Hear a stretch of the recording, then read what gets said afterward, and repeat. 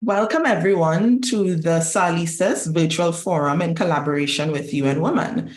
This Arthur Lewis Institute of Social and Economic Studies is a department of the University of the West Indies across all three campuses.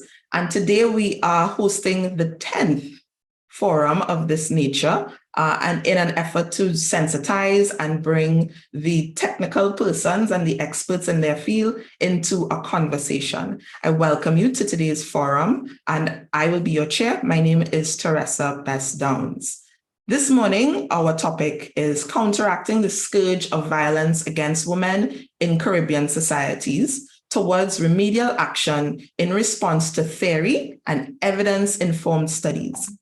Today's subject matter is a sensitive one and one that should be taken seriously. In many instances, though, we know that the issue of violence, whether it's violence towards women in particular, it's a touchy subject that we debate on, and there's so much work that has to be done still in the area of policy.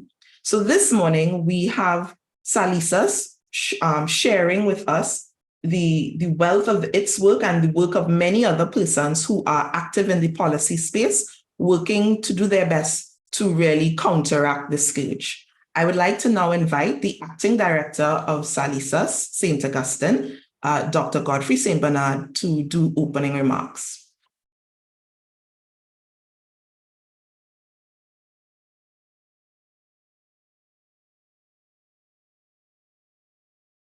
Good morning, colleagues. Good morning, all of our audience who are in the virtual medium. We are really happy to have you on board at yet another SALISES virtual forum. Since the 1st of October, SALISES has been charting a very progressive agenda with respect to doing what it does best in terms of showcasing and advancing discourses that treat with sustainable development agendas in Caribbean societies in the global south and in wider international arenas. SALISES and its three branches across the UWI system prides itself as the premier research engine that focuses on development studies. And we have had quite an impressive history in terms of our work in the area of development studies. So today we are pleased to present what is the 10th edition of our virtual SALISES forums. We have had 9 forums previously, one on a monthly basis since October, and this is the 10th one, which focuses on the issue of violence against women. I wish to indicate, however, that notwithstanding the opening remarks by the chair, that this event is singly a SALISES effort insofar as it's not going to be done in collaboration with UN Women. So today we have assembled a very impressive panel consisting of Dr. Halimah DeShong, Dr. Henriette Jansen, Miss Carol Watson-Williams, Dr. Ruth Rodney, yours truly, Dr. Godfrey St. Bernard, and finally, Mistress Claire Guy Aline. This is indeed an impressive lineup, and we are tackling a really lofty issue in Caribbean society. We at SALISES do not want this to be an issue whenever there are alarming circumstances, such as the gruesome deaths of women, that there are candlelight vigils, and the candlelight vigils last for 1 week, and then it's as though these events never happen or never will happen. we have to ensure that we do what is necessary as an academic institution to bring the discourses to the people. SALISES can do it, and in the event that SALISES cannot fully do it, we can access friends, colleagues, and other experts who can join with SALISES and ensure that these things can be done.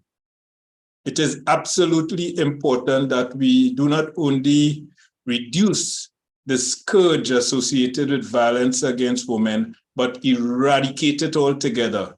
And SALISES is head and shoulders ready to join in that struggle to eradicate the scourge of violence against women.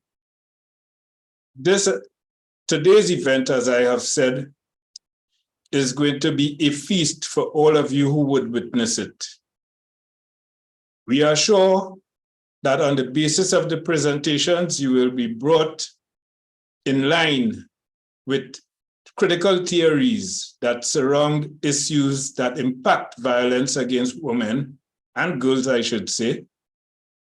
You would be introduced in many ways and reminded of the challenges that are involved in studying violence against women and gaining knowledge about violence against women. You are certainly going to see some data that relates specifically to issues akin to violence against women. And certainly from a policy directive, you are going to witness some efforts being undertaken by various entities to address concerns as they relate to reducing the scourge and eliminating it altogether. So I would tell you that you are in for a feast, and we look forward to getting your feedback as you listen attentively to the presentations, and then obviously engage in the discussion that will follow. So I thank all of you for making the time to be present at the end of July, holiday period in many instances. I thank all of you for joining us, and I look forward to yet another splendid occasion when SALISES and its colleagues and friends will deliver the goods to you. Thank you very much for your attention. And thank you, Dr. St. Bernard, Acting Director of the SALISES St. Augustine. So let's get right into the conversation. I'd now like to welcome Dr. DeShong to make her presentation. So a little bit about Dr. DeShong. She's a senior lecturer and head of the Institute of Gender and Development Studies, the Nita Barrow Unit at Caveville campus.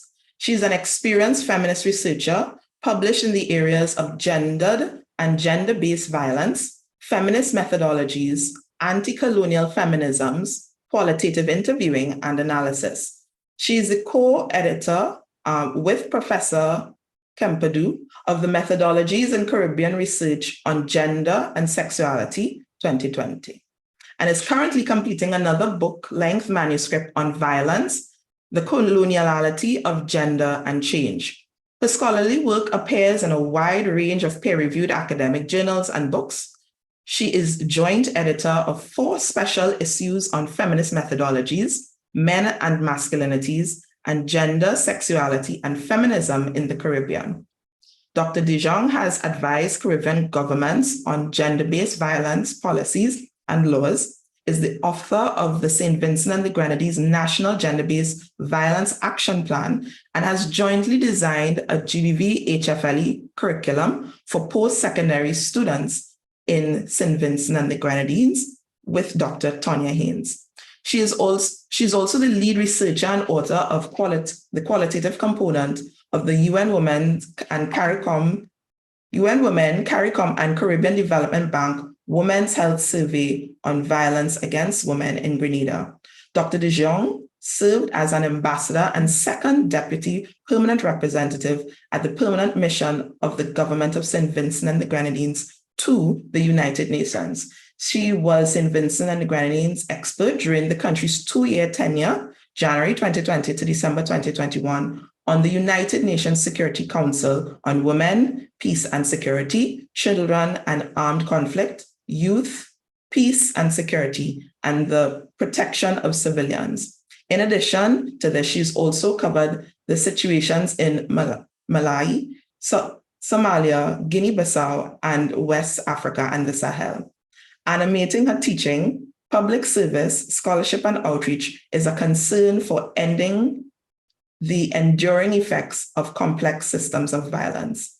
She holds a PhD in sociology of gender and violence from the University of Manchester.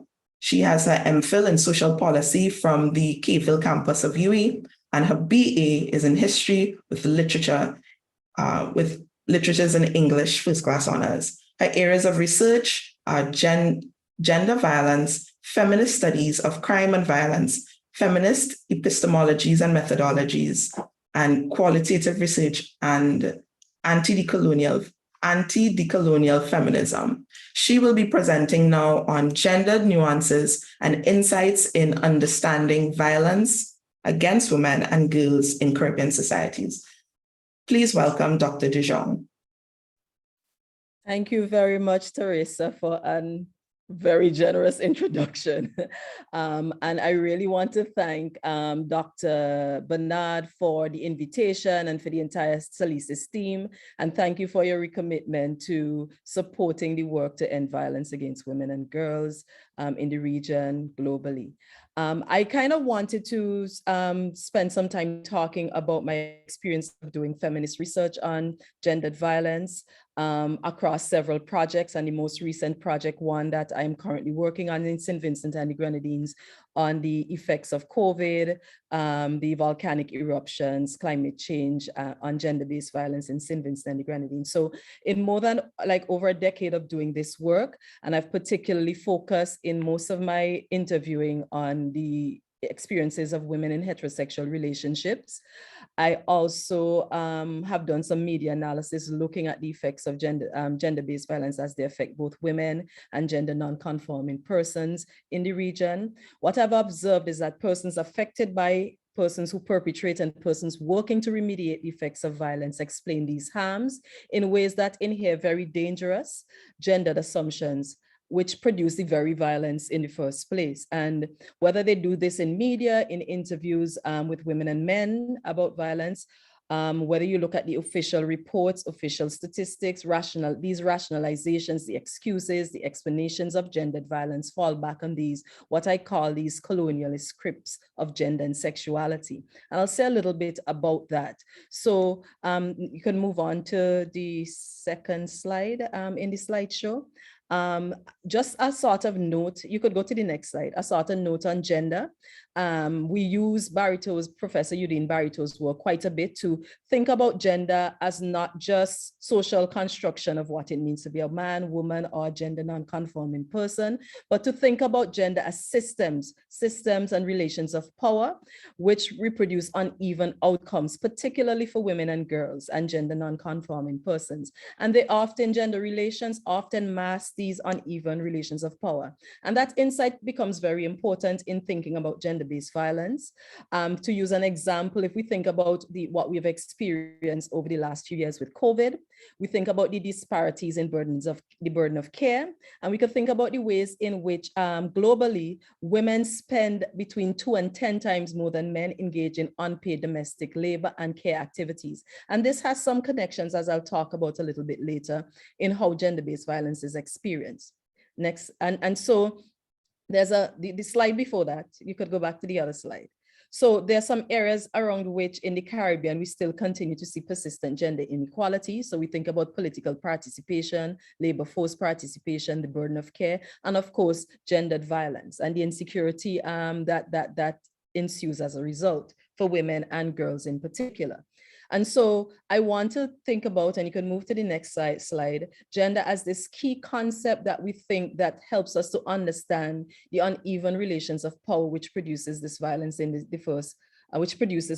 first place, and how women, girls, and gender non-conforming persons are disproportionately affected. And to think about the next slide, to think about how you can move to the next slide, how when I talk about gender, I'm thinking in particular in the region, how gender never travels away from race in societies that are marked by settler colonialism. And this must be accounted for in how we do policy responses and how we frame ideas about violence. You can move on. And so ultimately, gendered violence occurs in a context where both gender and sexuality intersect and are socially produced in particular times, spaces, and cultural contexts. So really, gender and sexuality structure these experiences of violence. And we think about how in the Caribbean, we have to navigate these overlapping experiences in the past few years of health, economic, and climate crises, as well as natural disasters. And those are times we begin to see the amplification or the heightening of gendered violence against women and girls.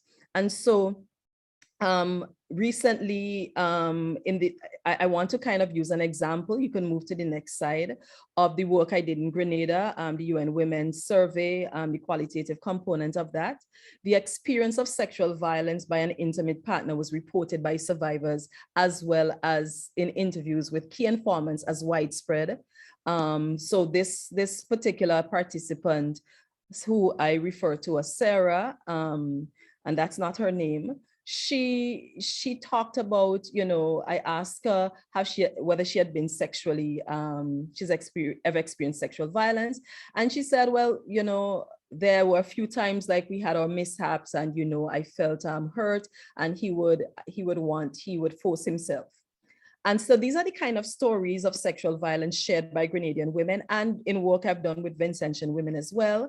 And the report men often force or coerce them into sex, defining their experience sometimes as rape. And I think about how, in particular works coming out of scholars like Tracy Robinson, who remind us that intimate relationships in the Anglophone Caribbean are codified in ways that reinforce hierarchies of race, gender, and sexuality, and they're producing these kind of patriarchal and heteronormative articulations of Caribbean families. In other words, I found that men in the studies that I've done tend to call on these antiquated legal codification of women as having consented to sex in perpetuity, not only in marriage, but also in marriage, like union, like common law relationships. And this runs counter to some of the revisions in legislation that we have seen that include reference to marital rape. We could think about the R versus R ruling, which is used as precedent in places like St. Vincent and the Grenadines to say marital rape is actually a crime. And then we think about the ways in which men's proprietary attitude towards women is recognized as a form of gendered violence, expressed as sexual violence in these relationships. You can move to the next slide. And this is the example I present here by Britt. And what she discloses is a reality for many women who confront gendered violence in relationships. She here rationalizes his sexual violence as an addiction, which would imply a so-called lack of control on the part of the perpetrator. Being forced into sex or raped is identified as men's attempt to exercise or assert power at the level of the relationship. But this form of violence is supported as well by broader systems and practices of gender and power at the level of the state, in institutions, and in society at large. So, that relationship between sexual violence against women in intimate relationships and broader structures of power is illustrated again in the next example from a council I spoke to in Grenada that you could have a look. And what I found is that women often were forced into these unwanted sexual experiences, a situation you see being amplified in the recent situation in St. Vincent with the volcanic eruptions and persons having to move into shelters. And if I have some time, I'll go into that. You can move to the next slide. One of the things that is sort of troubling for us in the region, and the next one as well, are the fact that, move to the next one as well, the fact that we have higher than world average prevalence, lifetime prevalence of intimate partner violence. All of the countries surveyed in those UN Women surveys, Jamaica 39%, Guyana 55%, and Suriname 48%, Trinidad and Tobago 44%, Grenada 39%. The world average is 33.3% or 1 in 3, and all the countries surveyed had higher than the global average, with Guyana standing out there at 55%.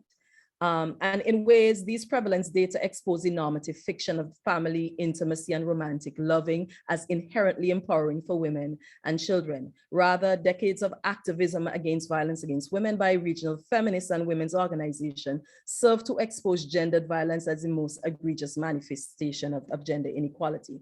And it's also critical to consider how socioeconomic conditions and race figure in ways that amplify the intensity and frequency and responses to violence. And you see this in how women racialized as Black experience the state when they seek support.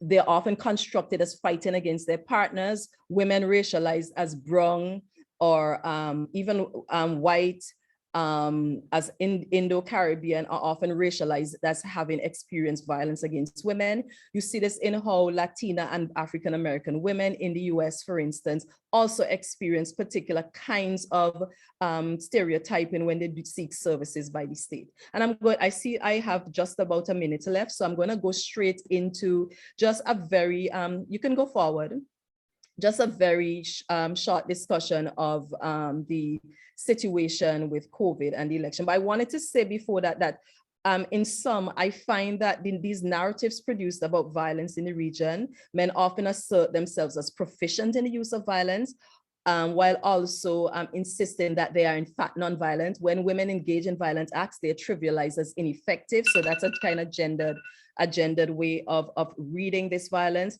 For example, men discuss their violence as a means through which to restore or reassert their power. Several men distance themselves from the acts of violence they produce, and you can move to the next slide.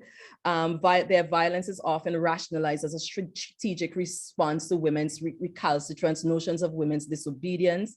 And in asserting their identity as men, they often articulate expectations of deference from women, right? They often engage in these narratives of provocation and blame, and that you'll find that love and violence are often presented as compatible in both how women and men point to notions of love as enduring, as a force that will help them to overcome the experience of violence.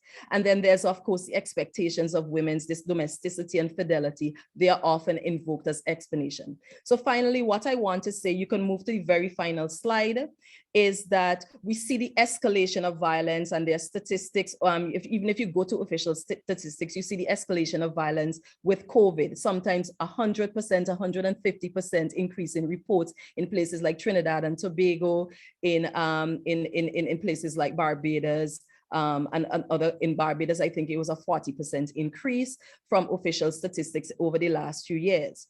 But when we see what has happened in the wake of we could think about earthquakes in Haiti. We could think about hurricane in Grenada, in St. Vincent and the Grenadines, in Barbados. We see again at the escalation. And more recently, what we see, the very last slide, the very one at the end, what we see in St. Vincent and the Grenadines are these reports, are these reports of shelter managers themselves talking about experiencing violence by their partners, who felt, because most of the shelter managers were in fact women, who felt that their partners felt they had spent too much time supporting other families in the shelters. And that was cited as a cause for they themselves experiencing gender-based violence and an escalation of violence against girls in particular in the context of the shelter situation, and more children being exposed as a consequence of school closure. I'll stop there because I know I'm out of time, but I'll be happy to return to any of the points made fuller when we get to discussion. Thank you very much, Teresa.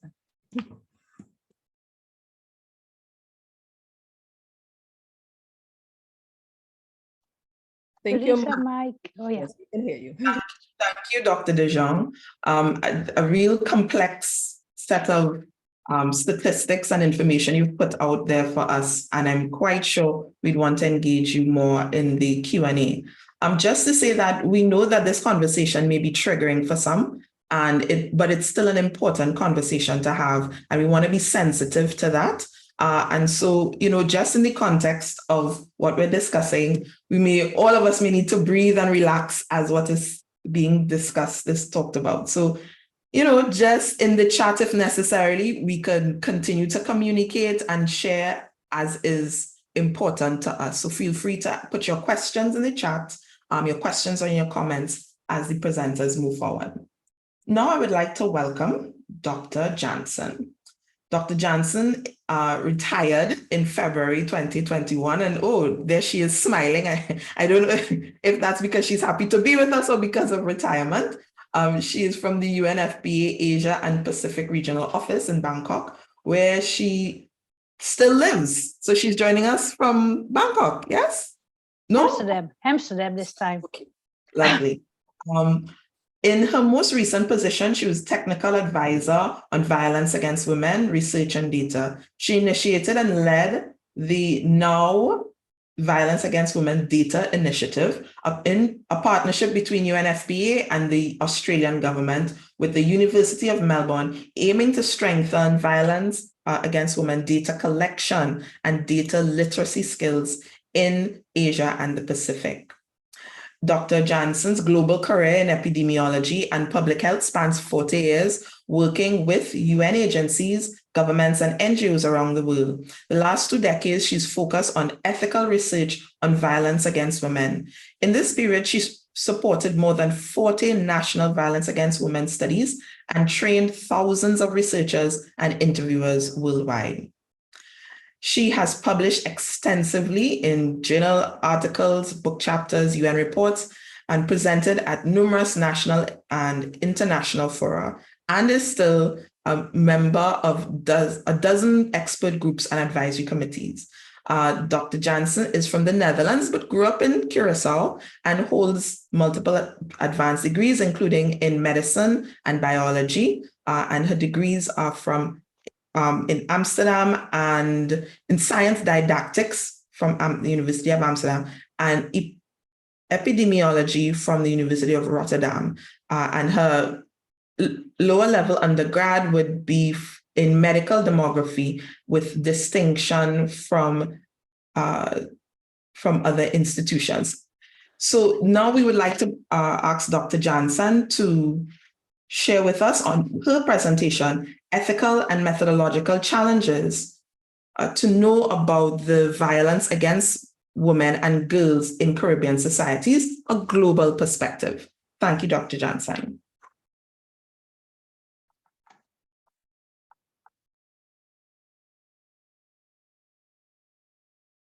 Just checking if I share the screen.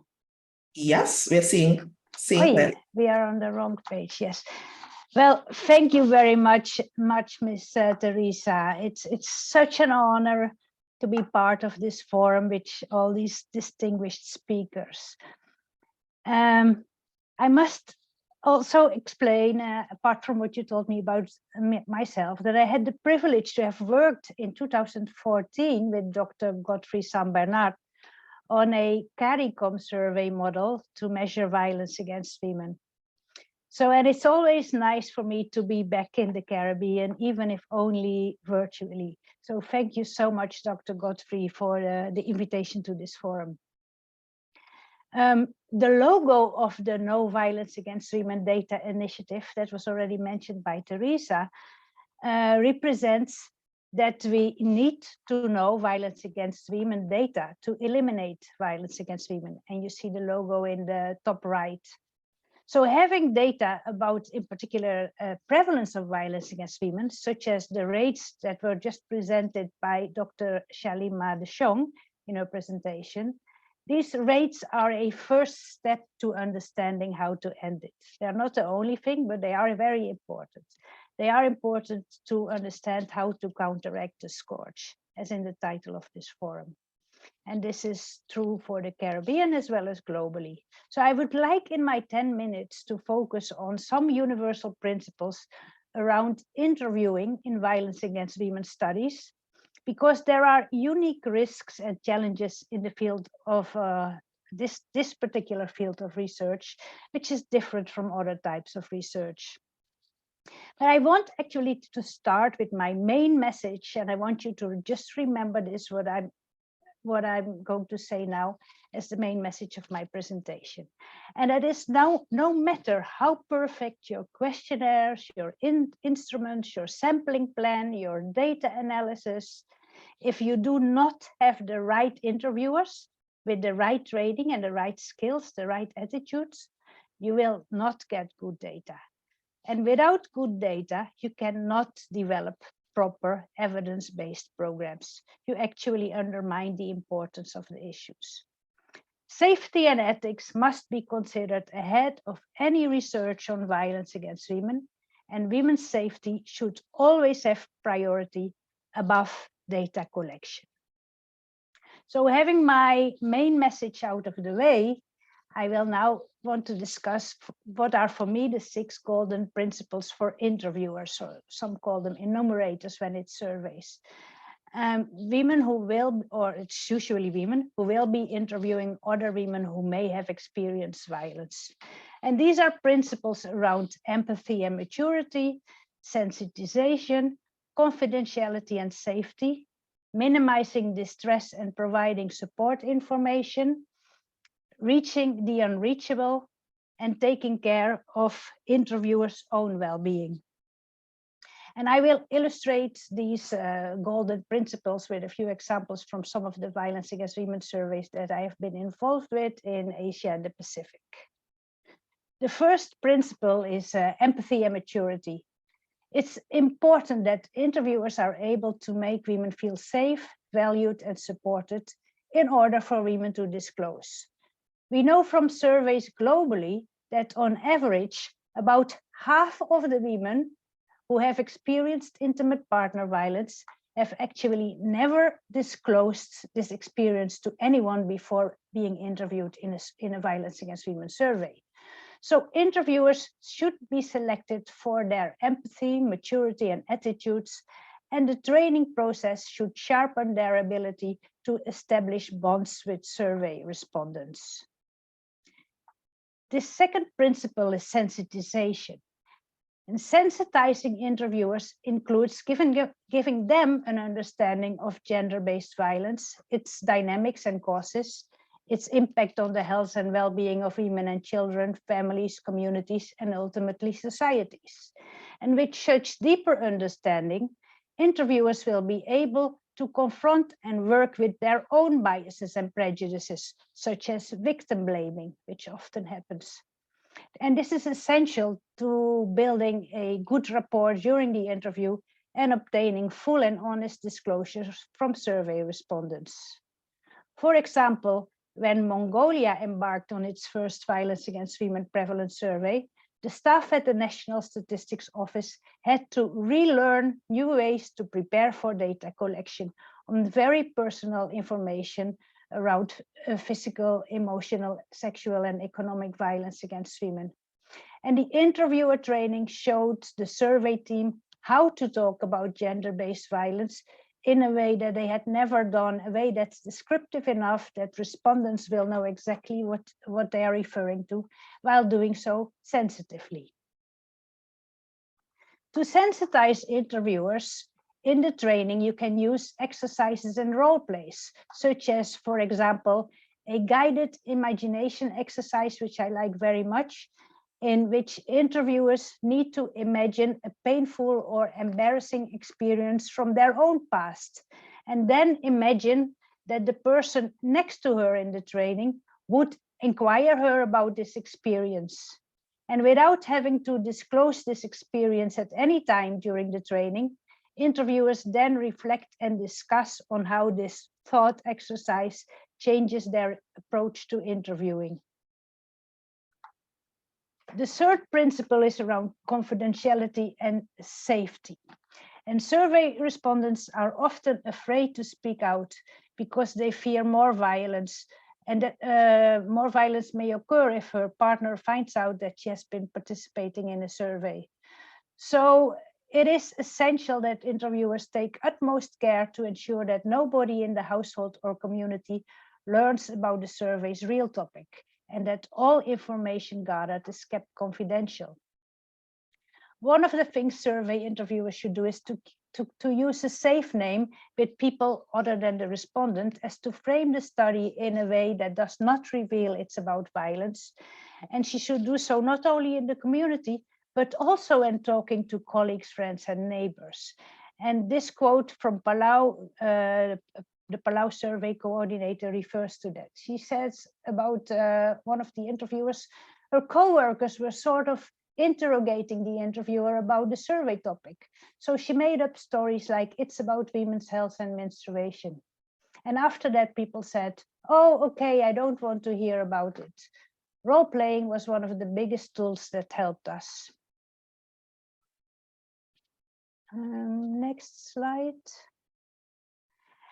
Fourth principle is around minimizing distress and providing support information. Interviewers should develop skills to be aware of possible distress during the interview, and they should know how to respond if a woman withdraws into herself or gets upset. And strategies that they should practice in the training include taking time to listen attentively, be quiet, make sympathetic comments such as, I know it is difficult. They can offer tissues or just offer to take a break, like in this quote from a survey interviewer in Vietnam. She said, when I encounter a case of abuse, sometimes I feel tense and end up stopping the interview to invite the woman to take some water and give her a tissue. And at the same time, take a sip of water myself to restore my own psychological balance. Fifth principle, reaching the unreachable. For violence surveys, generally only one woman per household will be randomly selected to be interviewed. That's for safety and confidentiality reasons. But a selected woman cannot be replaced. And we teach interviewers to make every effort to locate the originally designated, the originally selected respondent and to talk to her in private. And we have noticed many times that the women who are hardest to find or women who are most reluctant to be interviewed, they are the most likely ones to be survivors of violence. And not doing everything to find them will result in a biased sample and an underestimation of violence. And this is the last point on well-being and self-care. And interviewers are usually working in this field because they care about the issue, and better data is collected by people who are emotionally well. Coming to terms with their own possible experiences of violence and learning how to care for their own well-being is therefore an essential part of interviewer training. And then during the field work, there should be opportunities for relaxation, debriefing, and counseling, and that's critical. The evidence shows from many surveys that inexperienced survey interviewers who take care in this very specific intensive training, specific to violence against women prevalence surveys, they have better response rate, better disclosure rates, and better respondent satisfaction compared to professional survey interviewers who have not been specifically trained on this topic. So we should try to achieve, I always call it that interviews are being seen as an exchange of gifts. It's both a burden for an interviewer and a responsibility to receive all these untold stories. But in response, when interviewers give their empathy, their compassion to women who are in desperate need of a listening ear, you get this exchange of gifts. And interviewers can help women find and access support services for the first time. Time and again, we hear from women that they feel valued and appreciated having been listened to. And remember that even with the soundest training, violence against women surveys only reflect what women are willing to disclose to the interviewers. We will always have women who do not disclose, and that's okay. But even then, we can also be sure that in reality, the violence is worse than captured in any survey. Also because the most severe cases are not included in household surveys, since we cannot reach women who have been killed, who live in institutions, who fled their violent homes, who are incapacitated, who are locked up, those who are too afraid to open doors. So you never find the worst. And this should be fully understood when interpreting prevalence data. What we measure in violence against women prevalence surveys is always an underestimation. This slide just quickly shows you the resources from the Novo Data Initiative that have been used in this presentation. And here there is a link to the Novo Data website that has plenty of other resources. Thank you all for listening and for your commitment to achieve a world free of gender-based violence. And thank you, Dr. Jansen, not just for your presentation, but for sharing that database with us of information and also the methodological aspects of it. And I'm quite sure there are persons in attending today who will take full advantage of accessing that website. We move on to our next presenter, Ms. Watson Williams. Good morning. So Ms. Williams is a social policy analyst and researcher with special interest in applying rights-based approach to social policy issues. She has worked for over 2 decades on a range of social policy issues and has a special interest in how effective policies and programs grounded in data can drive improvements in the lives of citizens and particularly women. For the last 17 years, she has been a social policy consultant focusing on policy development, gender analysis, and policy advice and research. During this time, she has done work for international organizations, including the Inter-American Development Bank, World Bank, UNICEF, UNFPA, UN Women, UN Habitat, and the ILO. The government of Jamaica and the University of West Indies, working particularly from Jamaica and the rest of the Caribbean. She is the author of the Women's Health Survey 2016 report, the report of the first prevalence survey on violence against women and girls done in Jamaica, and currently leading work in Jamaica for UN Women under the Spotlight Initiative on building the capacity of the national statistics system to collect, analyze, and disseminate administrative data on violence against women. So let us welcome Ms. Watson Williams to make her presentation on this morning. Good morning, Ms. Williams.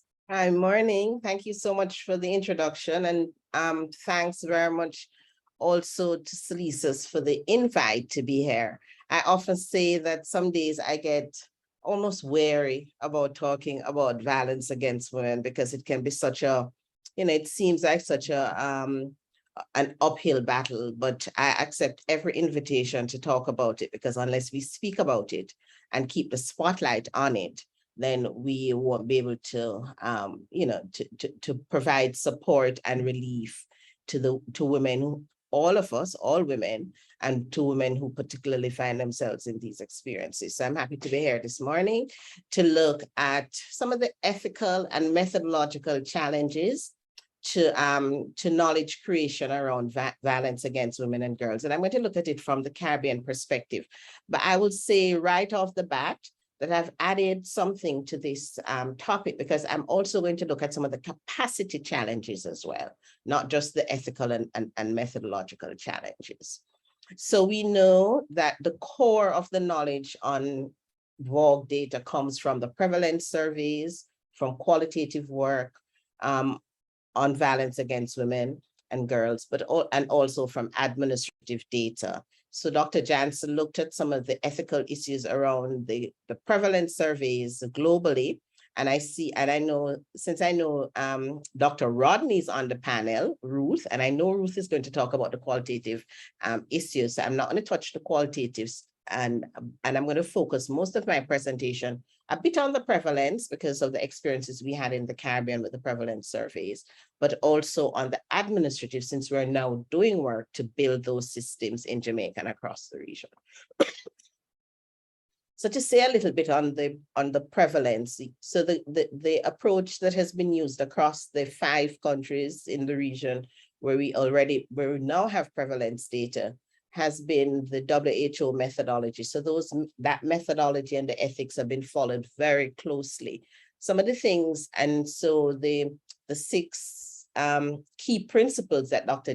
Jansen highlighted in her presentation are important for us as well. but I just want to flag a few things from the experiences in CARICOM. And the support for interviewers, I know, although it was highlighted, I want to say that it is something that I think we need to pay more attention to as we build out our capacity for these prevalence surveys.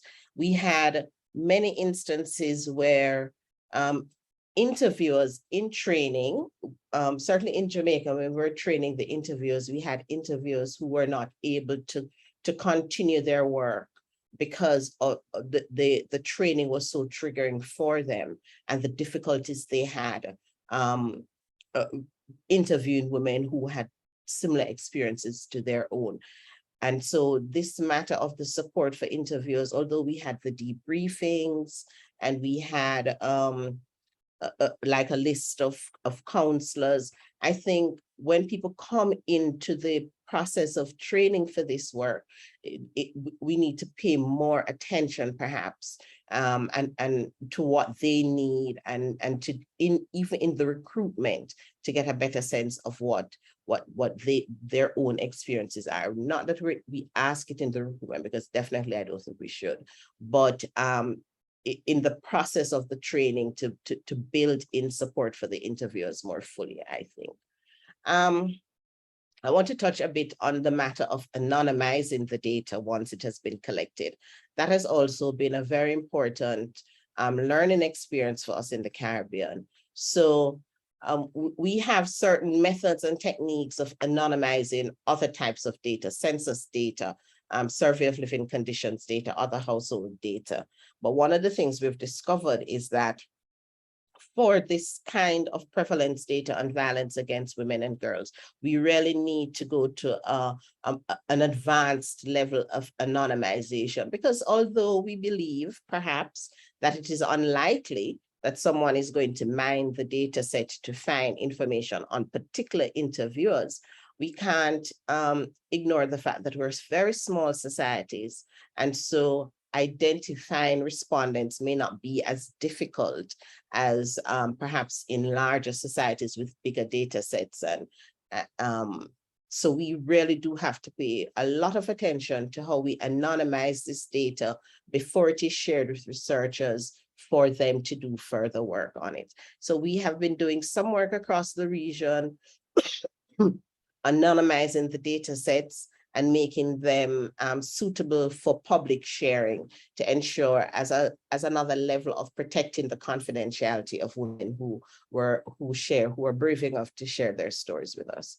And I raise here this whole issue of persons with disabilities, particularly the deaf. One of the things that we heard repeatedly asked about these prevalence surveys was, can it give us particular information about the experiences of people with disabilities? Well, we know that in the surveys, persons who are deaf were not included. I don't want to say they were excluded, but they were not included in the surveys. Neither were people who are in same-sex relationships. So as we begin to think about how we are going to advance this work, we can begin to think about how we're going to include more groups in this sort of data. So as I said, it's not just the ethical and the methodological that I'm interested in, but also some of the capacity challenges. And of course, the high cost of these surveys and the training associated with the surveys, it has been an issue. All the surveys in the region were done with donor funding. And I think, obviously, that is not a sustainable model. And so we definitely need to begin to think about how we're going to embed these surveys in the programmatic work of the central statistics offices in the region. Because if you think about it, these surveys are aging quite quickly. The one in Jamaica was done in 2016, that's 6 years ago. Before you know it, it's been 10 years, and we need to begin thinking about how we're going to update the data and refresh the data. There has been some new guidance on the use of computer-assisted interviewing. And I think that is something that we need to also begin to look closely at as a strategy for collecting this data, and how we can adopt that to the Caribbean. That came out of course, the needs that arose out of COVID, but it's something that we can look at how we can sustain that sort of work using the remote, not computer assisted, but the telephone assisted, telephone interviews rather. All the others were done with CAPI. So I want to just talk a little bit about administrative data, which is the current focus of the work that I'm doing in Jamaica. And some of the methodological issues we're finding, of course, is the age-old difficulty of consistent definitions across the system. So administrative data is basically the data that these different organizations collect in their routine work. But every organization is collecting information to inform their own policy, their own interventions. They're not really collecting information with a view to having it aggregated at the macro level for national policy making and interventions and so on. So each organization basically uses the definitions that suit them and their work. So part of what we have to be looking at is how we're going to streamline the data collection instruments that the different service providers are using to ensure that we can build a national system that where service providers can contribute data, and we can have an articulated system where we can speak to each other in the same language. And that becomes a little difficult because, of course, some of the definitions, some of the legal definitions don't facilitate this work on violence against women and girls. And I'm thinking particularly around the issue of physical violence. When we look at intimate partner physical violence, obviously the defining variable is the relationship between the parties. In the law, certainly in Jamaica, the relationship between the parties is not an important prosecutorial variable. It's just whether the assault happened. And of course, as a result, particularly the courts, their data doesn't allow us to have that disaggregation. Obviously, we can get things like sexual assault and rape and those things, but legally, there is no such legal offense as an intimate partner physical violence. It's just a common law assault. And so we have to be looking at how we engage the court system to consider changing the way it collects the data so that we can use it for these matters. And of course, the ethical concerns around administrative data, the collection of administrative data includes how this data is collected. So often when survivors of violence present, we expect that they would be interviewed in a private place, and their evidence, if you wish, will be taken privately and confidentially, but we find that is not always so. Sometimes women are asked to speak in open areas publicly about their reports, and of course that is definitely an ethical concern. And even when the data is collected, there are also concerns about who has access to the data and whether there are provisions for limitations of access, and that is not always the case. Sometimes the data is available to whomever has access to the system. So there's no particular effort made to protect the confidentiality and the dignity of the survivor of violence.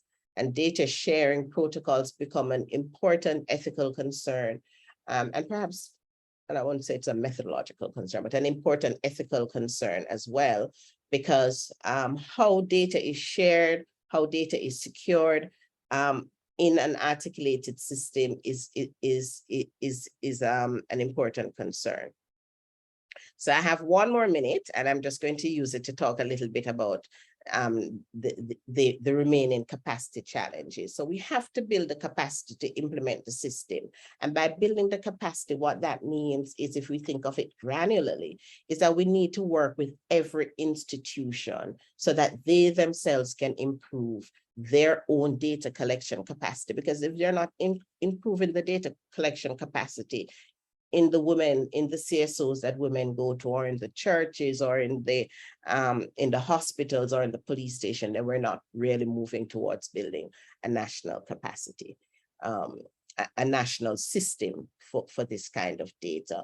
And I think we also need to have some sort of national coordinating mechanism to ensure that the data set is updated and that timely reports are produced. And I like to remind, when I speak about this, I like to, just remind us that one of our ethical obligations is not just to collect the data, but to use the data that we collect from survivors of violence to improve the services that we have for women who need these services, and to improve our own work towards prevention of this violence. So I'll stop here and turn back over to Teresa, and we can continue the conversation later. Thank you.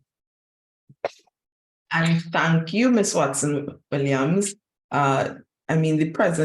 What you've been able to provide us in terms of the Caribbean context for data collection is very illuminating, and it really shows the challenges related to quality data in such a sensitive area. So thank you so much for that. Our next presentation is from Dr. Ruth Rodney. Dr. Rodney is a registered nurse and assistant professor at York University's School of Nursing, where she teaches global health, women's health, and the theoretical approaches to nursing science. She entered the academic and research field with 15 years of frontline nursing experience in a number of clinical areas in Canada and globally. Her research focuses on violence prevention and health promotion, primarily using critical qualitative methodologies to examine how communities can create environments that support healthy relationship between relational development in Canada and the Caribbean. She is an academic fellow at the Center for Critical Qualitative Health Research at the University of Toronto, and currently serves as a grant reviewer for the Youth Opportunity Fund that focuses on funding Black and Indigenous-led community projects addressing systemic barriers in Ontario.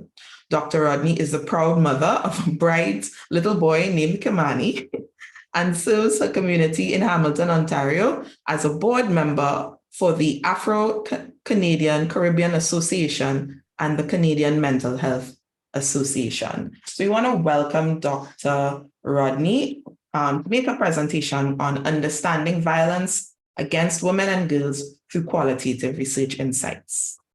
Dr. Rodney. Thank you. Good morning, everyone. And thank you so much, Dr. St. Bernard and the SALISES team, for inviting me to be a part of this panel to share some of my learning to date. And I think it's wonderful that my presentation is coming after the presentations that have already occurred.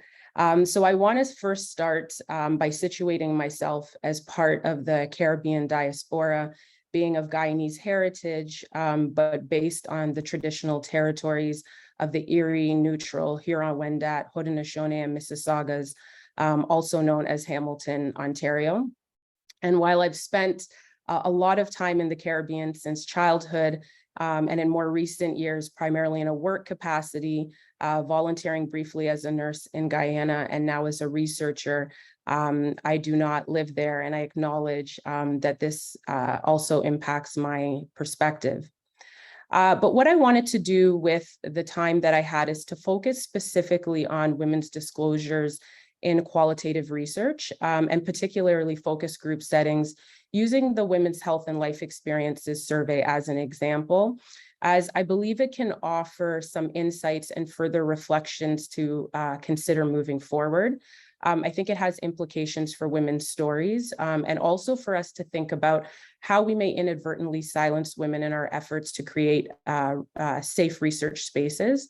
And then I'll briefly speak about what is particular about women's disclosures in a Caribbean context, and conclude with lessons that we've learned as researchers. So to begin this reflection, and Dr. Jansen certainly touched on some of these points, I thought it was important to ground the conversation in a few key ideas, just to situate my thinking. So primarily when conducting violence against women and girls research, it's always conducted through a safety first approach.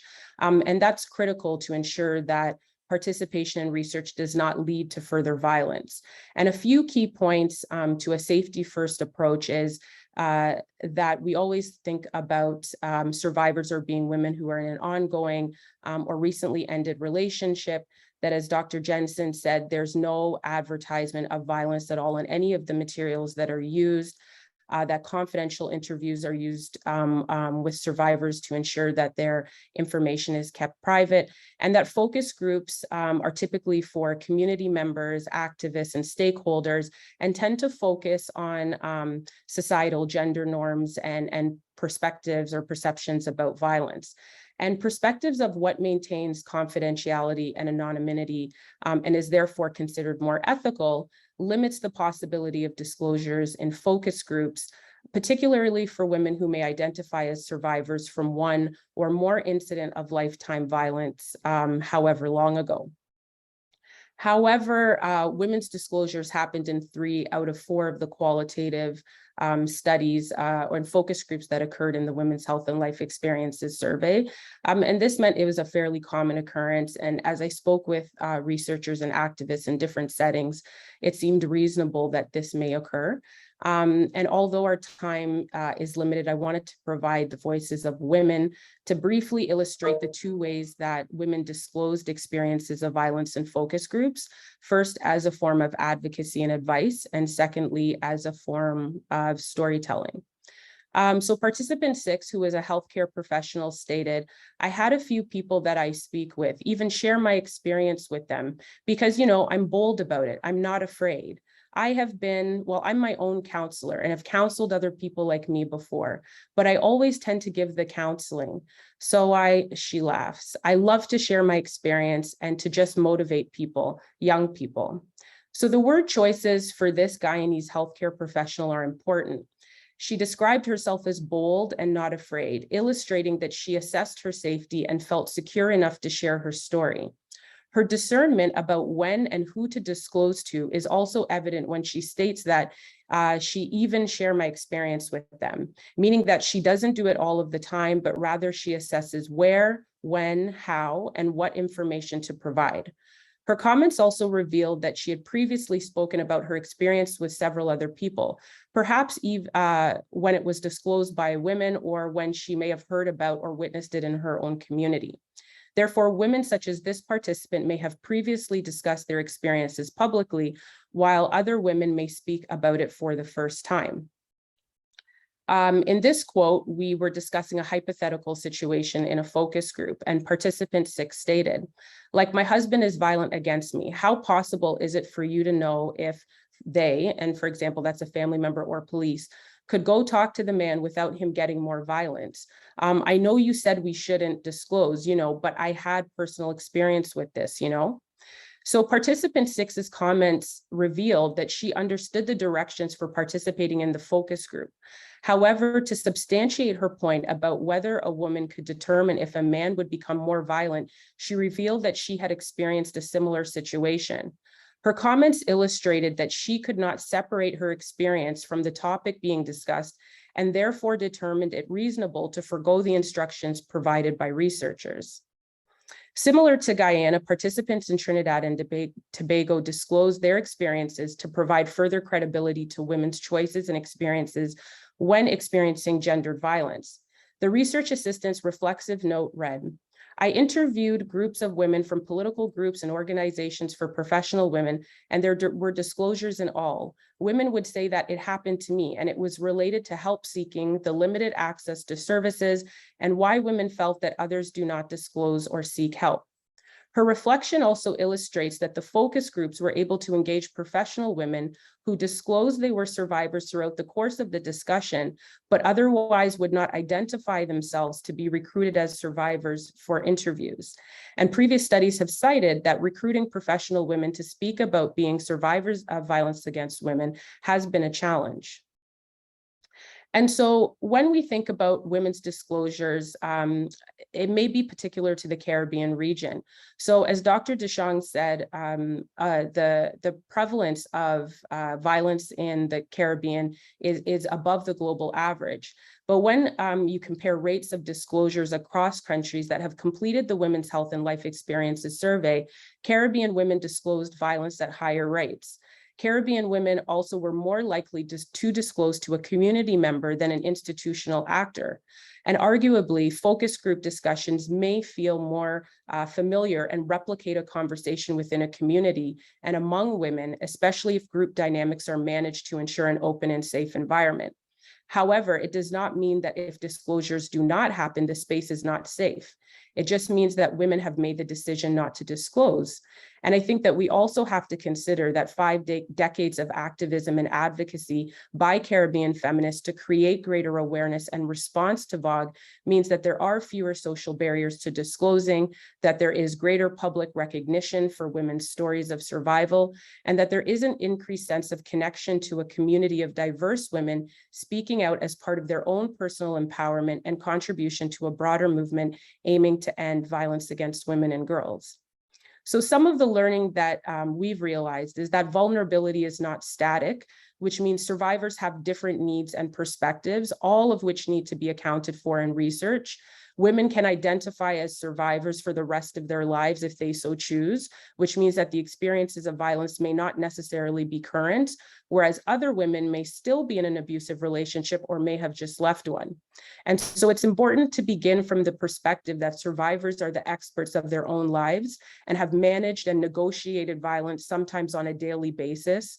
And therefore, research is a co-creation of knowledge between participants and researchers.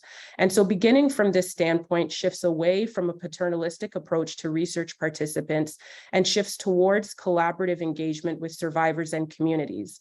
Researchers must also continue to make certain that participants are adequately informed to make their own decisions rather than deciding what types of experiences or spaces are safe for survivors to disclose.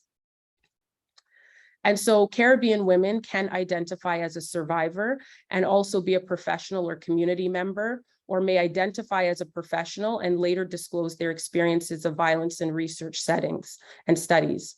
Making space for women to participate in VOG research as primarily professionals or community members, while also accounting for the possibility of past experiences of violence, will equip researchers to anticipate and attend to disclosures of violence in focus groups meaningfully. And so for us, disclosures in focus groups should be approached as a pivotal moment where women, being able to gauge the context, other participants, and the researcher may choose to break silences and share experiences in ways that should be considered a priority in feminist research, particularly with women, and especially in relation to issues of violence. And thank you. I'll stop there. Thank you, Dr. Rodney. And your presentation has placed such a major focus on the voices of the people within the space. And thank you very much for bringing that forward. Now, as we move on, I'd like to invite the acting director of the Sir Arthur Lewis Institute for Social and Economic Studies to make his presentation. Dr. Godfrey St. Bernard has worked as a statistician in the Central Statistical Office of Trinidad and Tobago between 1980 and 1987, and was responsible for the production of social and vital statistics published by the CSO. His current academic interests include problems akin to population and development, applied statistical analysis, research methodology, evaluation research, and social policy. His research interests focus upon children, youth, and population policy dynamics in the Circum-Caribbean, violence prevention and safety promotion, vulnerability and resilience in small states, return migration, and the measurement of social phenomena. Dr. St. Bernard has authored numerous scholarly studies, peer-reviewed journals, book chapters, and other academic scholarly media. He's also been the author of technical papers for several international organizations.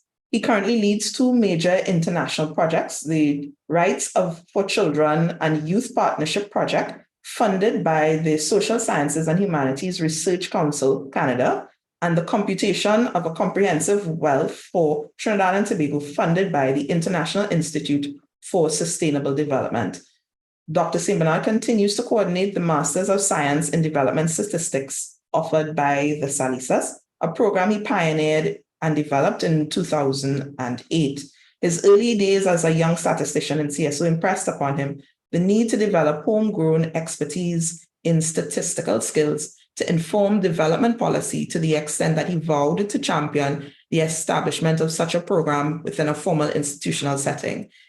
He is formerly president of the Caribbean Studies Association 2012 to 2013, and he holds a PhD in social demography from the University of Western Ontario, London, Ontario, Canada, and has been the recipient of two prestigious fellowships that permitted him to complete his postgraduate studies at the University of Western Ontario, the ECLAC Fellowship, 1987 to 1991, and the Population Council Fellowship, 1991 to 1992.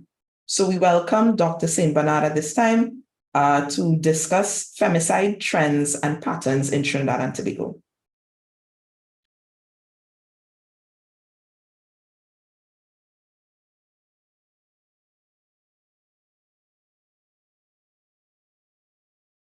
You're muted, Dr. St. Bernard.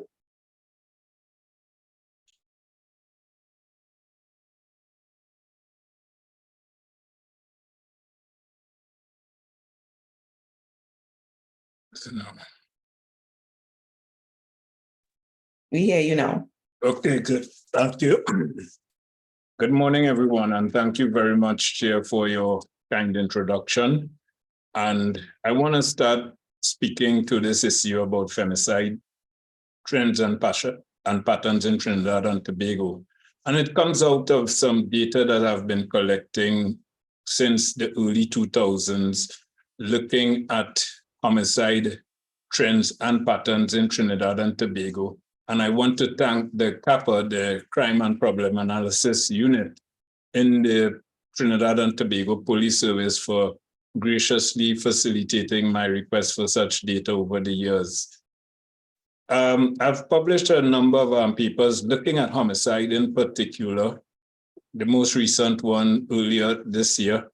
And in the trust toward understanding, what's happening with respect to our women and violence, I thought perhaps, this would be a useful contribution to this particular forum, because it really permits me to be a bit inquisitive and ask myself, what do we need to understand about, patterns relating to homicide as it relates to women and girls in our society, and in particular, those precipitated by domestic violence. So as you can see in the slide, for the first 20 years of the new millennium, we have had 7,580 homicide cases in Trinidad and Tobago, at least based on the data that I have been able to manipulate from the police databases. And of those cases, 10.4% or 790 were females. In terms of adult female cases, and I'm talking about women 18 years or older, that is about 9.2% or 696. And among adult female cases that were due specifically to domestic violence over the 20-year period, we are talking about 230 or 3%. Now, 230 compared to 7,580 seems to be a relatively small number, but it's 230 cases too many. And we need to understand a bit about, these 230 cases. Now, if we look specifically at adult fatalities due to domestic violence over the 20-year period, we come up with 382. And I'm talking about adult cases, persons 18 years and over, and we can see a 60-40 split, 60% of the cases being female cases, 40% being male cases.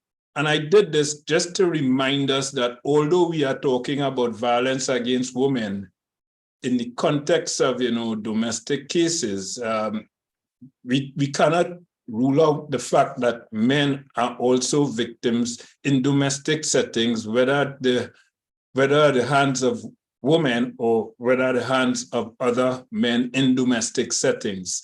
And that is a topic that our forum will deal with in the coming year, when we would have a specific forum looking at issues relating to masculinities. But for the moment, we are looking at females.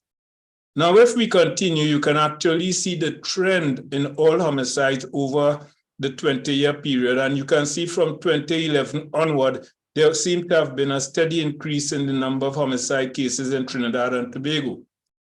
When you look at adult female homicide cases, you can see again that, there is a fairly upward trend. Of course, a bit unpredictable. And I would think, although there are those who would think that violence of this nature is predictable, it is in many instances a sort of random sort of occurrence. And it's the random nature of it. You can see it in terms of these little peaks and troughs.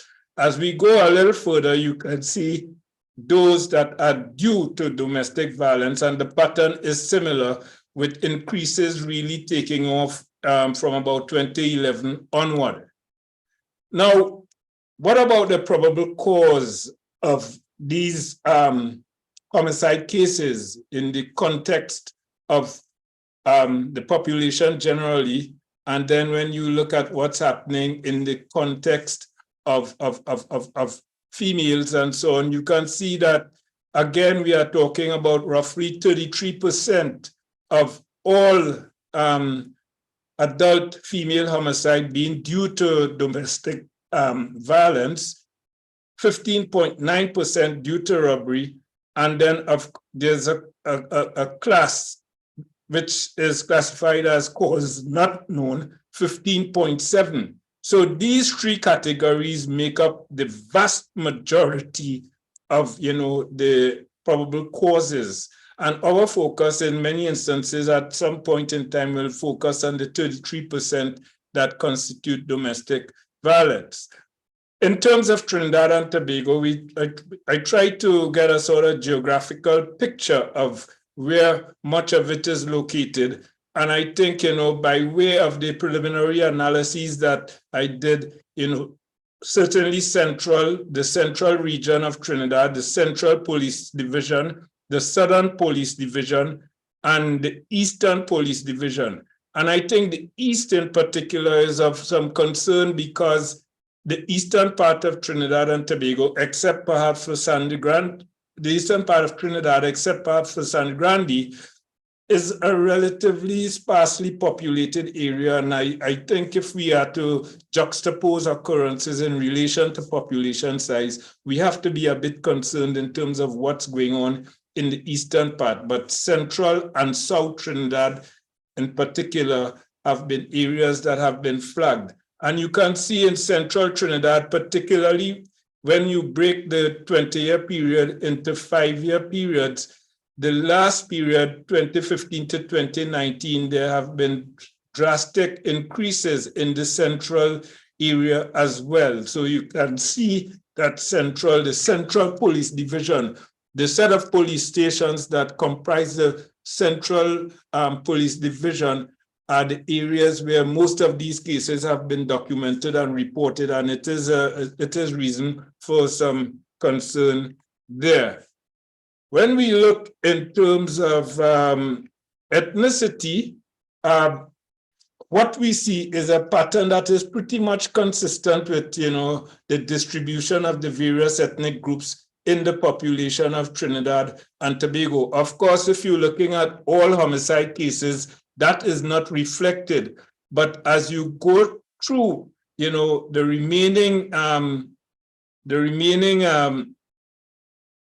classes of cases that we are looking at, especially when we look at adult female domestic violence fatalities, you can see it is pretty much consistent with the ethnic distribution that is characteristic of Trinidad and Tobago. Of course, what you see in these two patterns are really consistent with the prevalence of gun violence and access to guns and what the impact that guns are having on violence meted out to women as well, where perhaps, women of African descent are more likely to find themselves as victims of gun violence, oftentimes perhaps collateral damage, so to speak.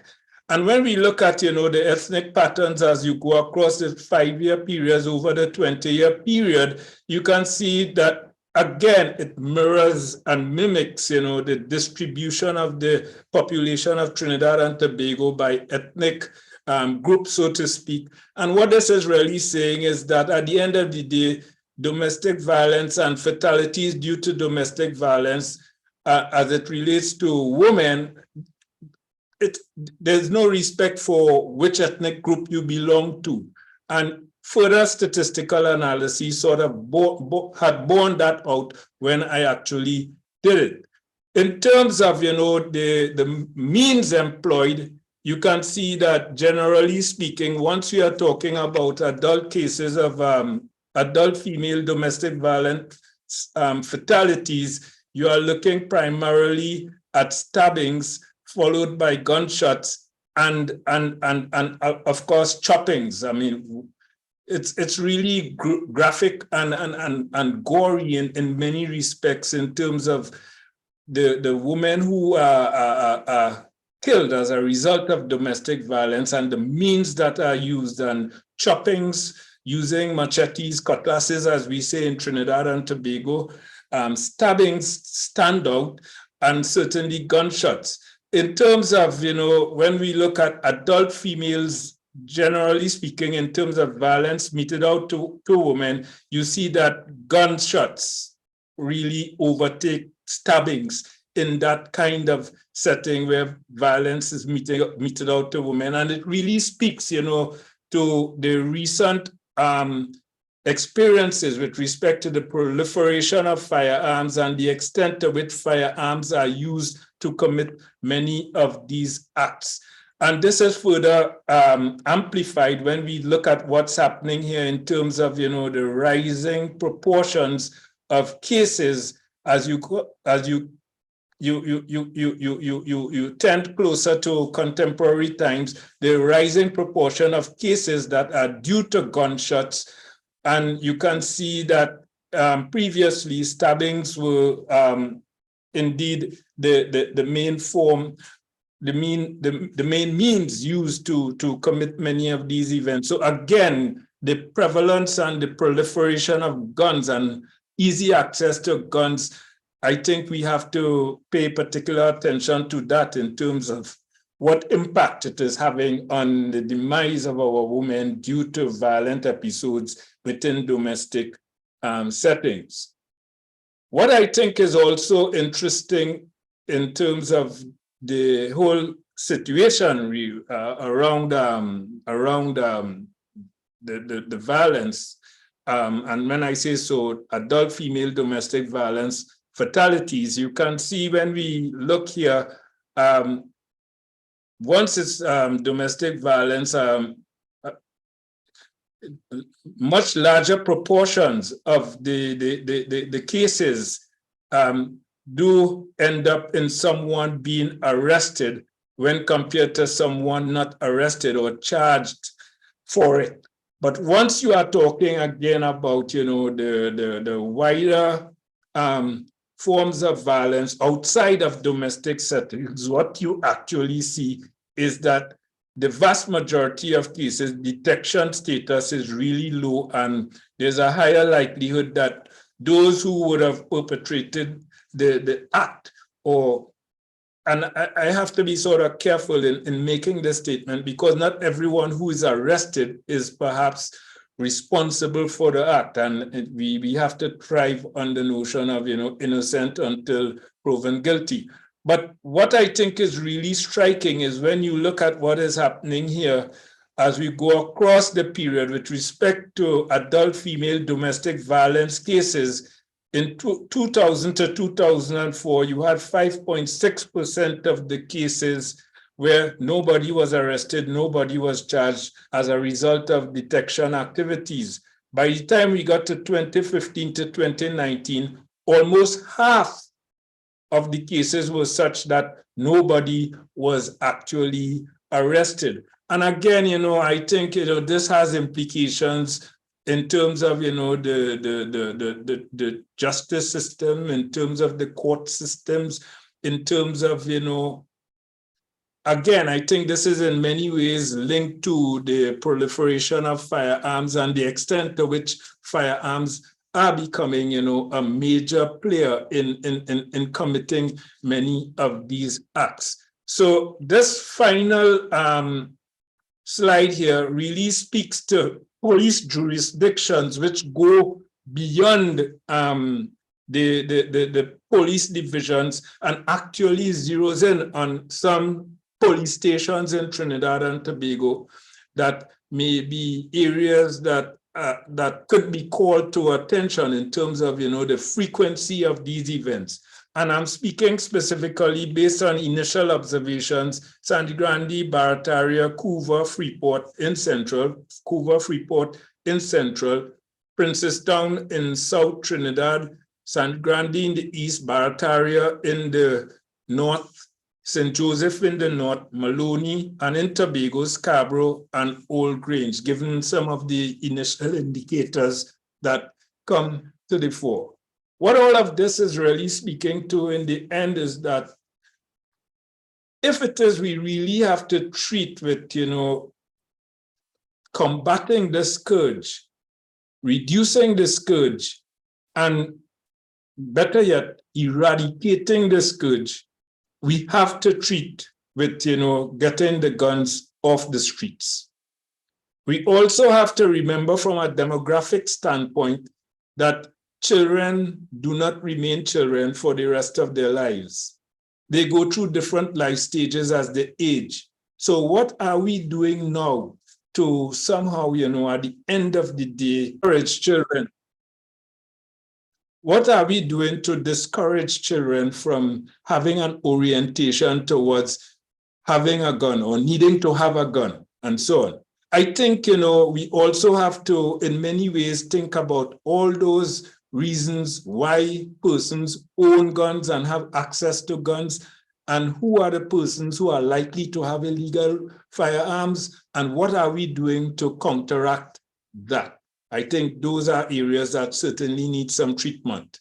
So in many ways, I think it is about reducing the supply of guns in the general market out there and somehow reducing the demand for guns as a means to provide security or to facilitate whatever other means gun owners would want to have guns on their presence. The other thing that I think we need to do, based on what I'm seeing coming out of a lot of these data here, is to recognize that treating with this problem, it's not just a problem where we work in silos as gender specialists, psychologists, psychiatrists, social workers, sociologists.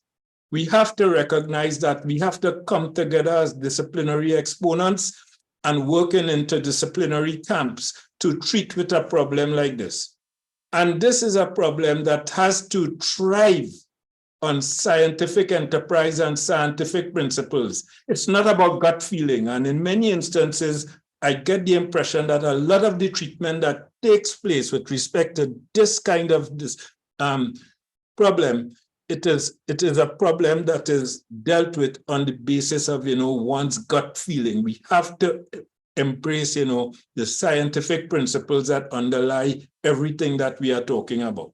And I think certainly by virtue of how these discourses are going so far, I think we do have the elements to make it happen. So at this point, I'd like to stop here and thank you for your attention.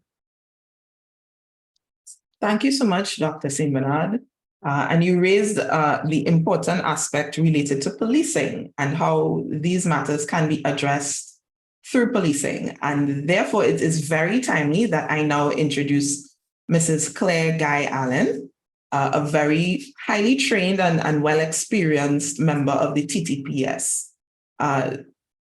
So Mrs. Guy Allen is Acting Woman Superintendent of Police in charge of the Special Victims Department within the Trinidad and Tobago Police Service. This unit comprises of the Gender-Based Violence Unit, the Child Protection Unit, and the Sexual Offences Unit.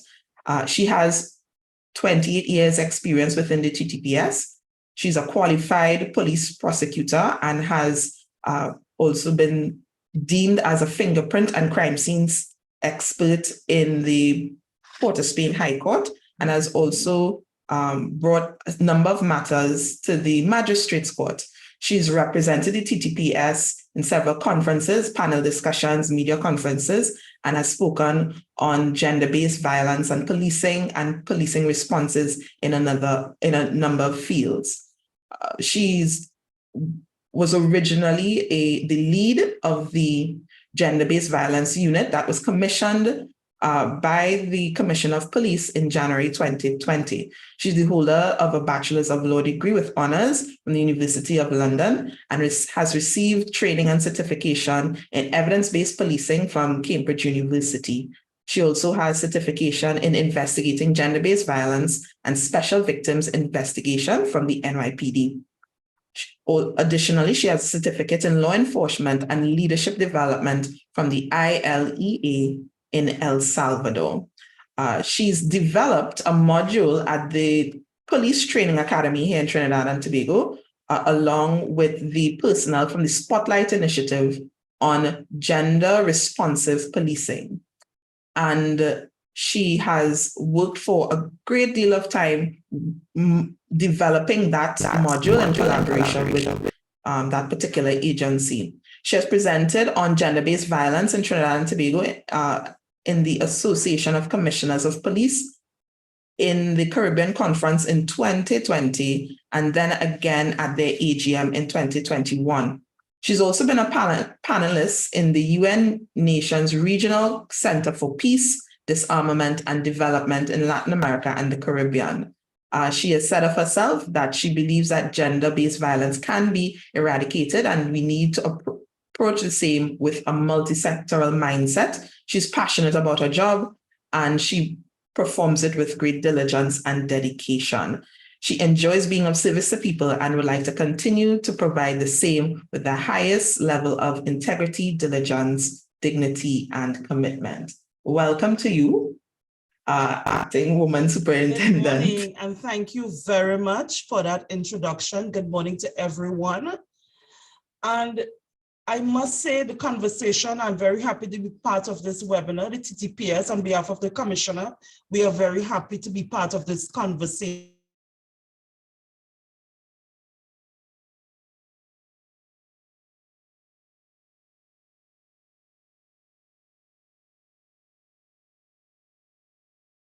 Ms. Guy Allen.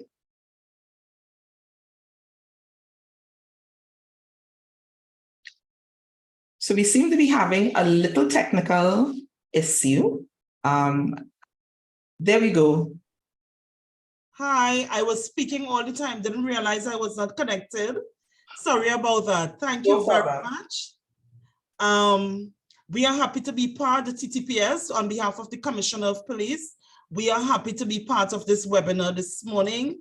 And this conversation, we need to keep it alive in Trinidad and Tobago so that we can eradicate this ugly scourge together. Now, the Trinidad and Tobago Police Service, there's a unit that is called the Special Victims Department that investigates and does intervention when it comes to gender-based violence within Trinidad and Tobago.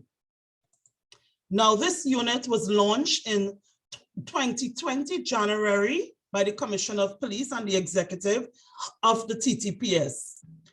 A lot of our survivors, our victims, our clients have expressed their gratitude and content with the performance of the officers of this department. This department treats both victims and perpetrators with dignity and respect. And what we have recognized is that once a victim is treated this way,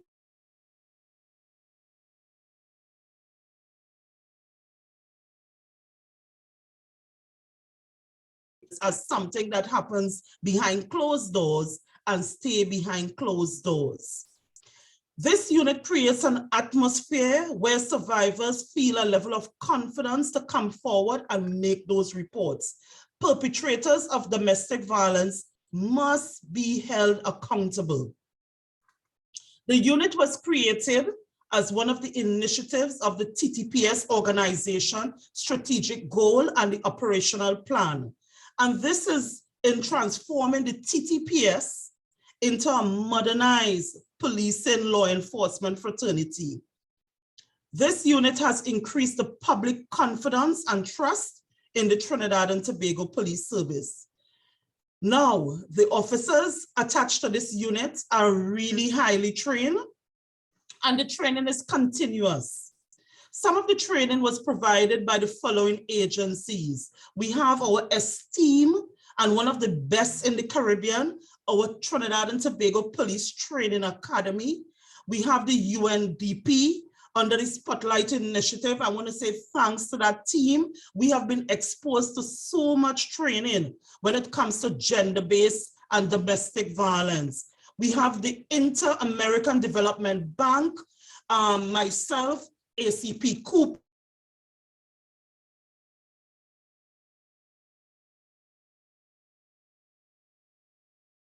Caribbean counterparts upon the discussion relative to gender-based violence. I felt so proud representing Trinidad and Tobago because our team stood out in that workshop with what we are way ahead with the way we approach gender-based violence in Trinidad and Tobago. We also have training from the judiciary. We have training from PADF, Pan American Development Foundation. We also got training from the UNODC, Track for Tip, the British High Commission, the US Embassy, through the NYPD. And some of the topics that we have been trained within this unit, and we have other police officers throughout the organization who have also been exposed to some of this training as well. Trauma-informed training, gender-responsive policing, human rights and children rights, cybercrime sexting and sextortion, international justice framework on trafficking in persons, care and interviewing, refugees, special victims investigation. Now, there are 9 policing divisions throughout Trinidad and Tobago. We really have 10 because there's a pilot project running. And in each one of these divisions, we have a special victims department represented in each one of these divisions. Now, when it comes to gender-based violence, we within the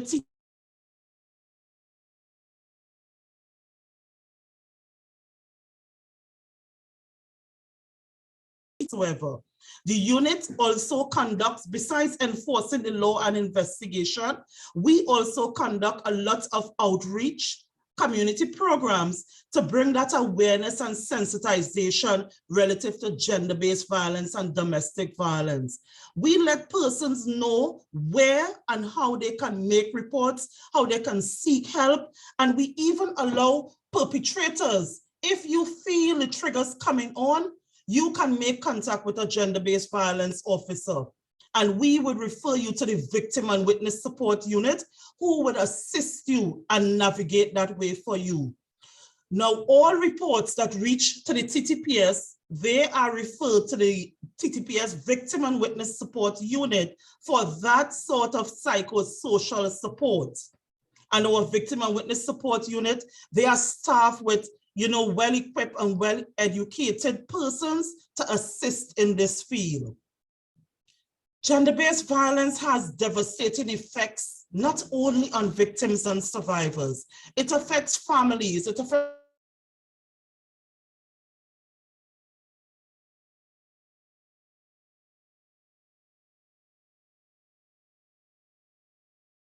the victims, due to the statistics, it's overwhelmingly women and girls. Now, I'm not going to play down that our male and our boys are not victims, but the statistics show that overwhelmingly the victims are females, are women and girls.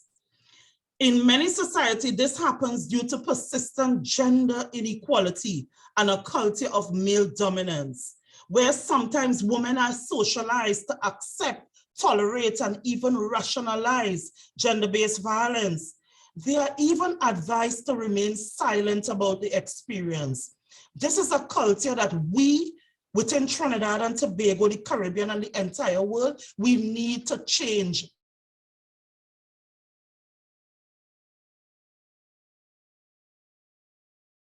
To our women and girls, we need to be brave and let men know that that behavior is not acceptable and it would not be tolerated. We need to be intentional in our parenting. Children practice learned behavior. We must mirror the way for our children and be the best example as parents for them. We must show our children that mutual respect is fundamental. Boys and girls must be taught to respect and love each other. They must be taught that no means no, and it's not negotiable. Silence is not consent. Maybe is not consent. The absence of no does not mean yes. No means no. Consent is critical, and it matters, as the absence of it may mean domestic violence, rape, and other sexual assault crimes, which are punishable by law. In order to rid our country of this ugly scourge, there must be a comprehensive and a multi-sectoral approach to this complex social problem.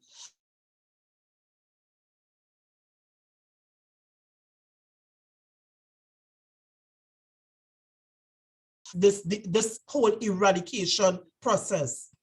The TTPS, we know that, and we work alongside and partnership with NGOs, government agencies like the Office of the Prime Minister, Gender and Child Affairs, the Ministry of Social Development, Family Services. We also work closely with the Children Authority. We also appear on committees. So the TTPS is represented on committees where they are formulating policies with respect to gender-based violence and domestic violence in Trinidad and Tobago.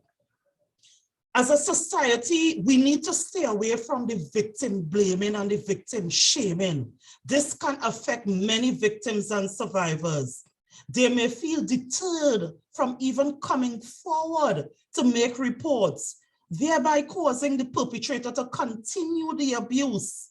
Yeah, and the victim and survivor, this can be detrimental. They can end up being seriously harmed or even murdered, as we have seen happening in Trinidad and Tobago, and as was presented by the presenter just before me with the statistics. You know, they may feel as though, you know, if they come forward to law enforcement and they make their reports, that the reports would not be taken seriously and that it would not be attended to. And this is not so, because all reports that reach the TTPS or reach the Special Victims Department are attended to with the quickest of urgency and dispatch by this unit. The more domestic violence is reported, the more seriously it will be taken by the authorities and the general public. Ignoring domestic violence and treating it as a private matter, that only ensures that the cycle of violence continues. Without intervention, domestic violence will be more likely increased in both frequency and severity. Things just get worse. Therefore, early intervention by the police provides the best way of protecting the survivor, the family, and preventing the increase in the pattern of abuse. Also reducing the rate of domestic homicides and serious woundings. We need to create a society, and when I say we, all of us, where everyone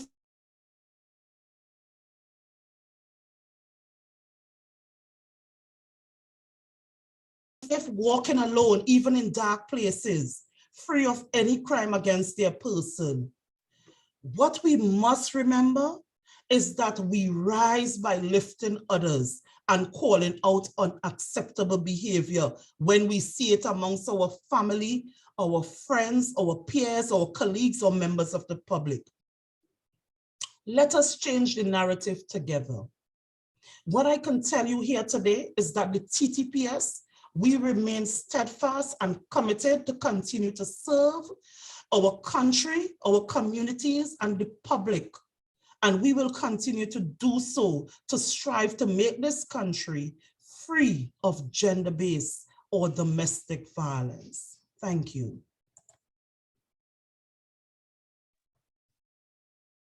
And thank you, Acting Woman Superintendent, for your presentation, your very passionate presentation.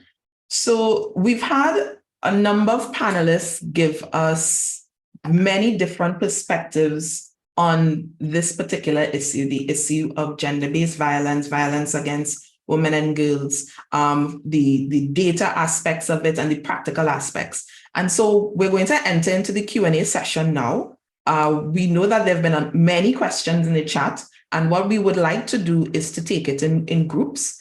We are going to particularly look at first some questions provided very early on, and we're going to ask the panelists to, if it's not specifically directed to a panelist, we're going to open it up to the floor so that any panelist can provide an answer to the question. So we're going to take it in a batch of 3 to start with. And we may find that, panelists want to provide different perspectives on the topic, and we're going to allow for that to happen. So I believe everybody is up on screen, so we're all here ready for the questions. And please, if there are any other questions, please place them in the chat. We're taking note of them and we will get to them through the conversation. So very early on in the discussion, we had 3 interesting questions. One relating to feminist theory. So how does feminist theory account for similar rates of IPV in countries that rank the highest in gender equality measures? So that was a question that early on was pulled forward. Another one was, does religion play a part in promoting GBV? This person was asking the question because they noticed that some of the main religions tend to push that women are somehow subservient to their male counterparts. Is it fair to say that these colonial ideas on gender are found in religious teachings from which many people take guidance? Can someone delve into this and how the Caribbean, which is a part of religious base, can treat with gender-based violence? So that's the relationship between religion and GBV. And then we also had, third question we'll take for this round, is it possible that the higher rates of violence against women and girls that are seen in the Caribbean can be attributed to partly to the higher disclosure rates? Interesting question. So panel, anybody wants to take the first crack at the questions? Go ahead, Dr. Jansen. Thank you. I want to in particularly respond to the question on prevalence rates and comparing prevalence rates and interpretation of prevalence rates. I mean, that's really my hobby horse and something I teach on, I write about. I want to make people very conscious about what they are doing when they use prevalence rates. I mean, currently, and especially since the SDGs, we want to measure, we want to come up with numbers. And so indicators have been developed to measure progress, to measure trends and so on. But you should really realize that the indicators that we are using, most of the indicators around the SDGs, and definitely the violence indicators, are very composite indicators. It's not one thing that you are measuring.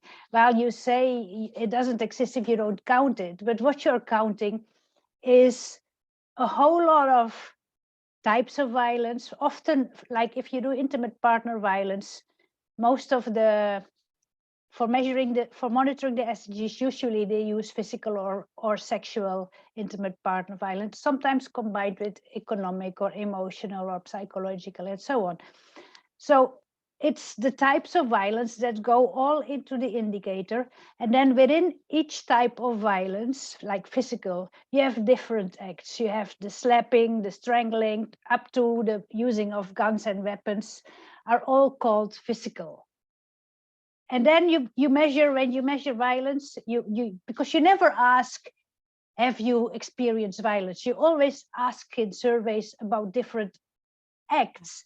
And then later on, you combine them all into your indicators.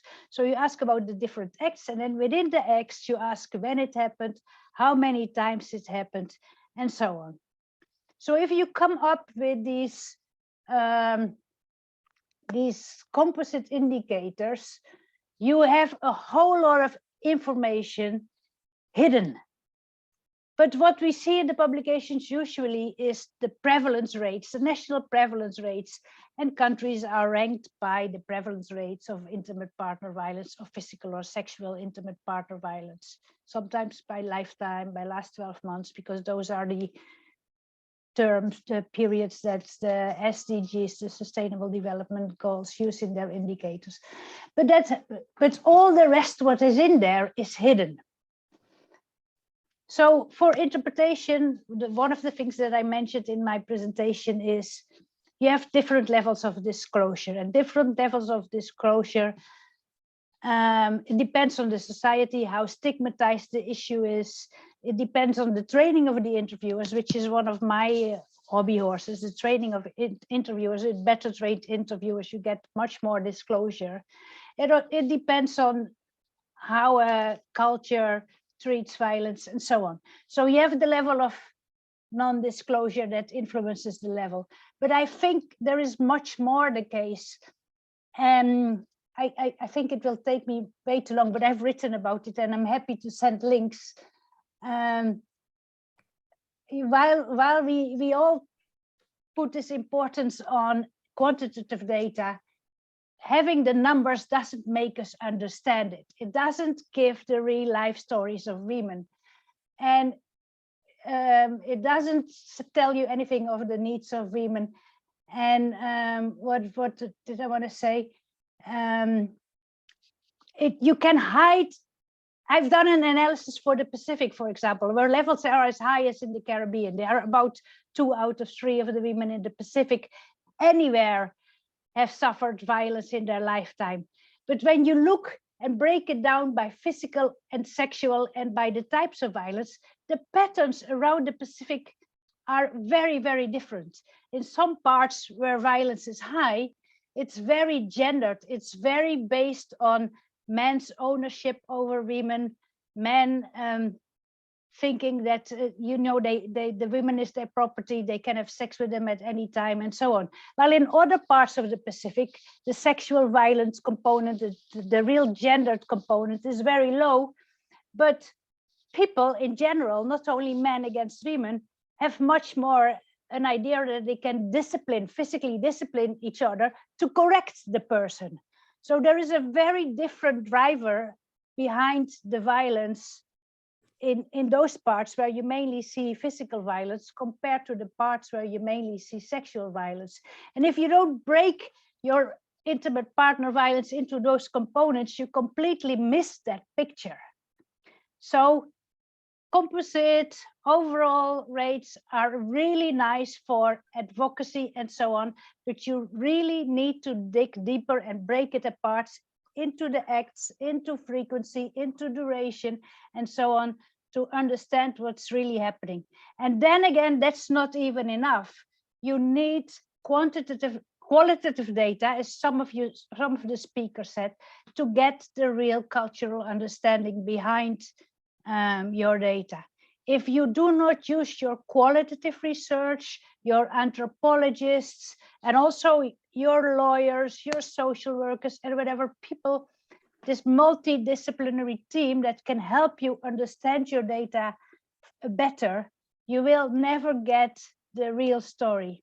And then coming to that question, why in some Nordic countries, IPV is higher than in some countries where there is much more gender inequality, it's really the same thing. You count one slap, the same as many slaps in a prevalence rate, because the prevalence rate doesn't contain frequency. It just says proportion of women who have experienced violence. So women who experienced one slap will be counted the same as the women who receive slaps every day in and day out, who have been strangled, who have been thrown in the corner, and so on. And women in some countries where they are more conscious about that violence is not acceptable, they will admit to that one slap. But in other societies, even where there is much more violence, where there is a higher stigma, you don't get it. So if you don't understand that context, you will compare the rates and say, wow, it's much worse in those countries where there is more gender equality than in the countries where the gender equality is lower. So again, don't take prevalence rates as a truth. It's just a proxy of measuring something that we monitor, but it doesn't give you the understanding of what's really happening. You need to dig deeper for that. And I can say a lot more, and I can share you a book chapter that I've written about this, about the data in the Pacific. If you want, I can share that separately. It's not online, so I would have to send it as a document. Thank you so much, Dr. Jansen. I mean, you've said a lot there, but I want to bring in Dr. DeShong because I see her hand up, and I think she wants to add some other context to the answer.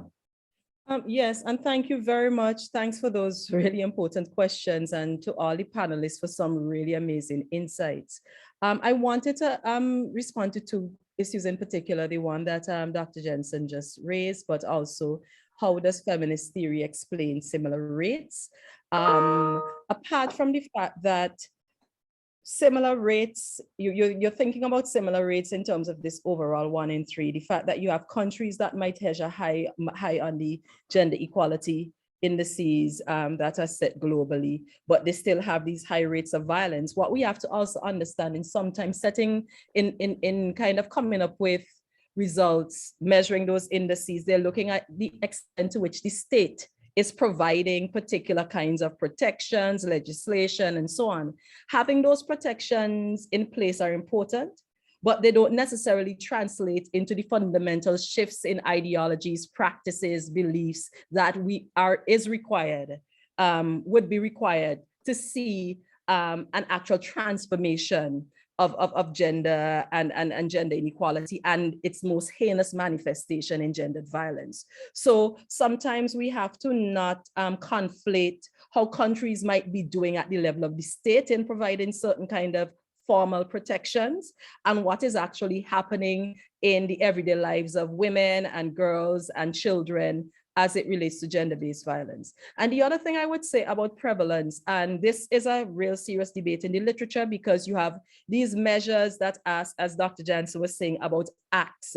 Like, have you ever done this? Has your partner ever done this to you? And if you answer yes on any of those the physical scales, you are recorded as having committed an act of gender-based violence, regardless to if you have done that act of violence in self-defense. And it's one of the main critique of a lot of that sort of, I think they call them the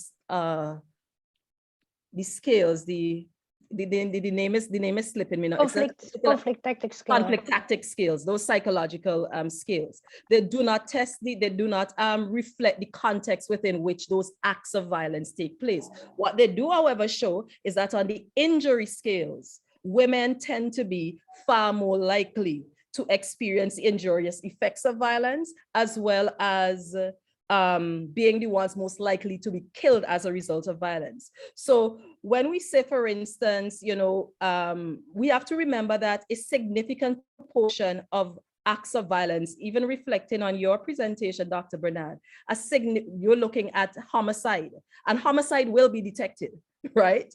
But other forms of violence oftentimes are not reported at the level of the state. So even as they say women are far more likely to report, There are also a significant proportion of women not reporting acts of violence. So we have to think about that when we think about measures.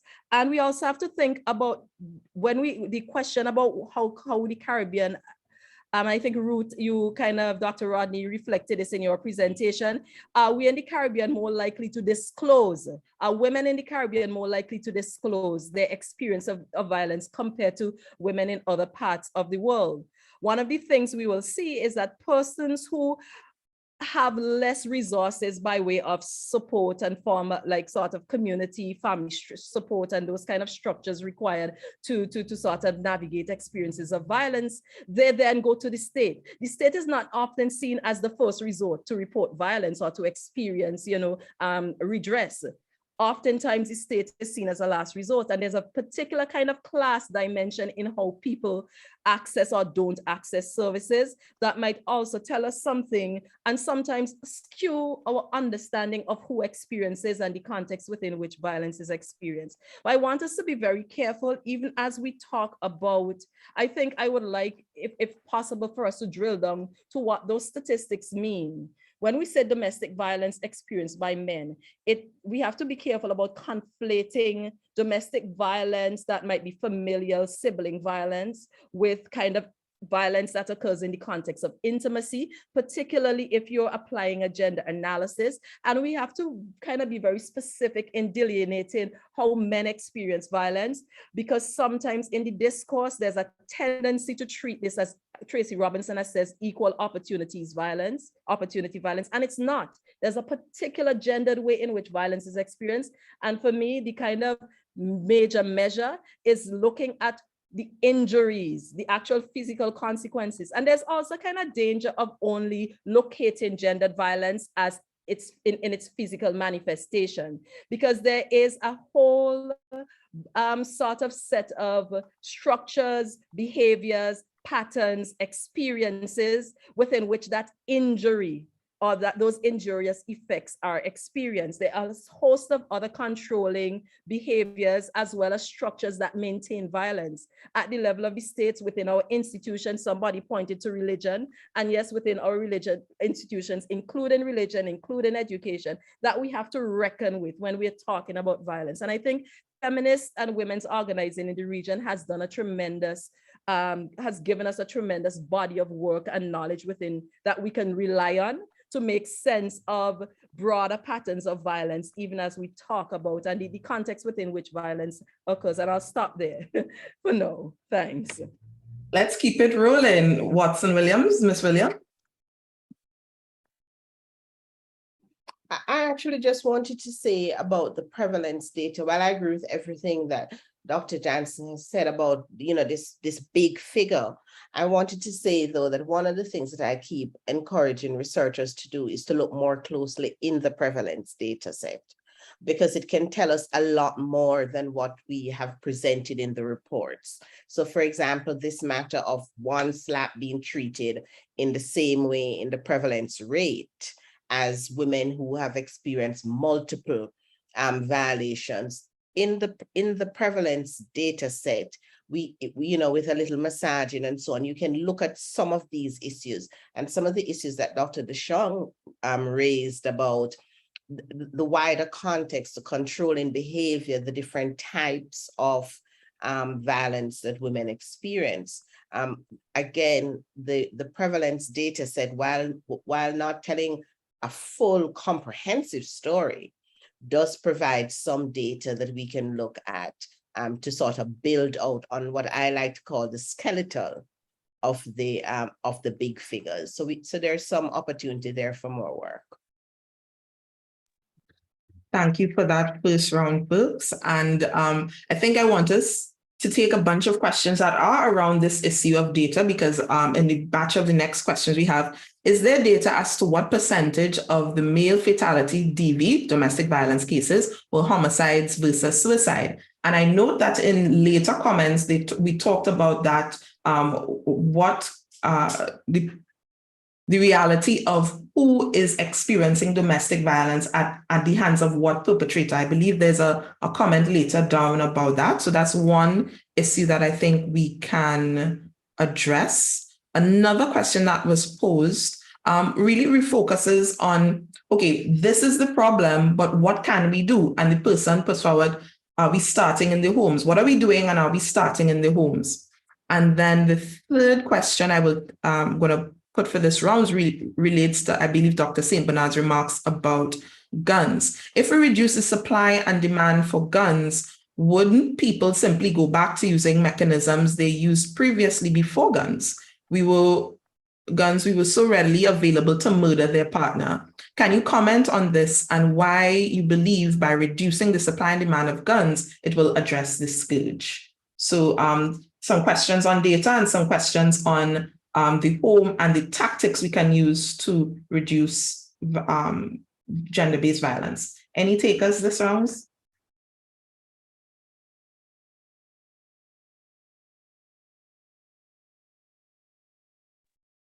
Go ahead, Ms. Guy Allen. Yes, when it comes to data, within the Trinidad and Tobago Police Service, we have a unit that we call CAPA, Crime and Problem Analysis. And once anyone wants to receive that kind of data, they can make an application to the Commissioner of Police. He would send it to the Crime and Problem Analysis. And we do have some data with respect to that kind of statistics that the person requested. One of the things I said in my presentation, I would like to reiterate it again, is that we need to parent intentionally. I remember when I was growing up and going to primary school, which was a short time ago, it wasn't so long ago. You know, when we were in primary school, you know, a boy would pelt a stone at a girl, he would pull you, he would do you all sorts of things. And adults, even teachers back then, would say, don't worry about him. He likes you, that is why he is treating you that way. We need to call out to these kind of behavior and let our children understand that those behavior is not acceptable. That is a sort of violence. So from a very tender age, we need to know how we are culturing our boys and culturing our girls. We are growing them up together so that they can socialize with each other. So on a Sunday morning, you not only call the little girl into the kitchen, you call the boy and the girl into the kitchen and teach every one of them how to cook. When daddy's going outside to look at the car, he shouldn't only show the boy child, carry the boy and the girl, because we females do drive car. And some of us, all we know to do is to jump in a vehicle, turn it on and drive. You understand? So it is critical that we parent intentionally and we parent our boys and our girls together so that we can prepare them for the future and to be able to socialize with each other in an amicable and friendly way that is acceptable. Yes. Okay. If I can add my comments to the set of questions and the discussion generally, I think first of all, I want to get into the discussion that focuses on, data. And I have to admit that in the early 2000s, I was actively engaged in, developing systems and processes for collecting administrative data that would tell us a bit more about domestic violence. And we were talking about, developing domestic violence registries and things of that nature. And that discussion came by because we did not have a gold standard of, say, doing women's health surveys that would include questions on intrafamilial violence and other forms of violence that women experience in community settings. And in 2013, when I met Dr. Jansen, we were part of a project that really facilitated the series of women's health surveys that would eventually done in the Caribbean. And even while we were at those workshops, I was a bit, doubtful about the extent to which this thing might really happen, but it did happen. And I think we are all pleased that we have had this first pass in terms of collecting data using population bases and national sample surveys to understand this phenomenon. And no one is saying it is perfect. And I agree with Halimah's comments about, measuring prevalence and all the challenges associated with it. And at the same time, in Henriette's presentation and in Carol's presentation, reference was made to the fact that, yeah, we did these surveys 6 years ago. It's time for another one. Social change is relatively slow change. So a survey every 5 years, every 6 years, every 7 years is not bad. But the time has reached for us to collect these data again. And we have to continue collecting these data. And the only way we could begin to correct some of these problems in terms of fine-tuning and reducing the threats to validity associated with how we gauge prevalence is to actually do the methodological research. We have to have the data to permit us to do that kind of methodological research. So to address many of these data problems we are alluding to, we have to collect the data, we have to continue embarking on data collections, and we have to not lose sight of the fact that there's a word methodology. Methodology is a study of method. And we have to be able to embrace methodology and interrogate methodology on the basis of the data that we have. So that's the first thing I wanted to comment on. Secondly, I wanted to treat with this whole question of, the data on homicide. When we talk homicide, we mean homicide. We're not talking about suicide. Suicide to me is something else. You killed yourself, basically, right? So the data that we are alluding to here is primarily homicide data. The data have been obtained from the CAPA, the Crime and Problem Analysis Unit, as alluded to by Ms. Allen. And I have been working through colleagues in the police service, writing to the Commissioner of Police and obtaining the data in a very raw form and developing my own databases to do the kind of analysis I have done. The problem with that kind of data, I mean, there are inherent problems, but we are nonetheless thankful for it. And it's important that we have the data because as we identify the problems, we can help the police service improve the quality of the data that they provide for us. But when we talk about these kinds of data that look at homicide, and if you remember, I presented about detection status. Detection status is really about whether someone was charged for the offense or not. And that's why I've highlighted the fact that, the detection status was relatively low. And once you have low detection status, there is no way you would have any information on anyone who can be deemed the accused. So already with low detection status, there's absolutely no way you will have any data on persons who are deemed to be the accused. And mind you, the accused may not necessarily be one person. The accused can be several persons. And the accused is not necessarily the perpetrator. You have to remember that. Because this is somebody who has been arrested, and then you have to go through the court process to determine guilt. And there are all kinds of errors in that judgment. So to begin to talk about perpetrators, you're between a rock and a hard place. And perhaps the closest you will get to doing any kind of perpetrator analysis is perhaps going back to those women health surveys that we have been talking about. And it's going to be largely based on some kind of self-declaration by the person who is deemed to be the victim of some kind of abuse of one kind or another. So what we are talking about is a gold standard, which most likely will have to be these women's health surveys and whatever they are called as you go from one country to another country. Now, there was a question about, well, if you remove all the guns, what happens? Well, it's a good question. It's something that I have given thought to. And the only way I can perhaps give a compelling answer to that is if I have all of the evidence, and if I can theorize and have data on all of the various factors that would influence variation and in particular reduction in,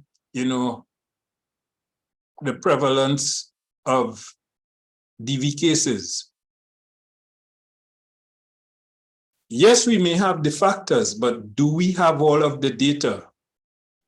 And the kind of data that I presented, right, while it was across a number of years and so on, is largely based on administrative sources. And perhaps it would not permit me to make, that kind of direct connection between, well, yeah, get the guns off the streets and you will reduce domestic violence. But based on the observations I have made, and perhaps I might have been wrong, because as a methodologist, I should be aware that, there's a difference between cause and correlation. Correlation doesn't necessarily imply that there is a causal connection, right? But certainly, I think I made my statement based on correlations that I have observed with respect to, the prevalence of guns and, the increases in terms of, the numbers of incidents that are due to firearms, and what was actually happening with respect to the actual number of cases themselves.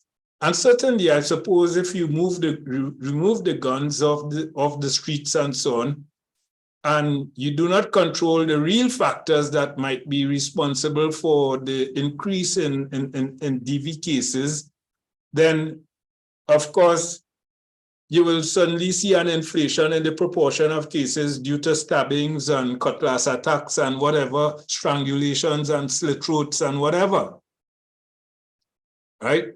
So I think, in the final analysis, we have to be really, we have to zero in terms of, what is responsible for all of this. And I think in many ways, aggression management is something that we have to be concerned about.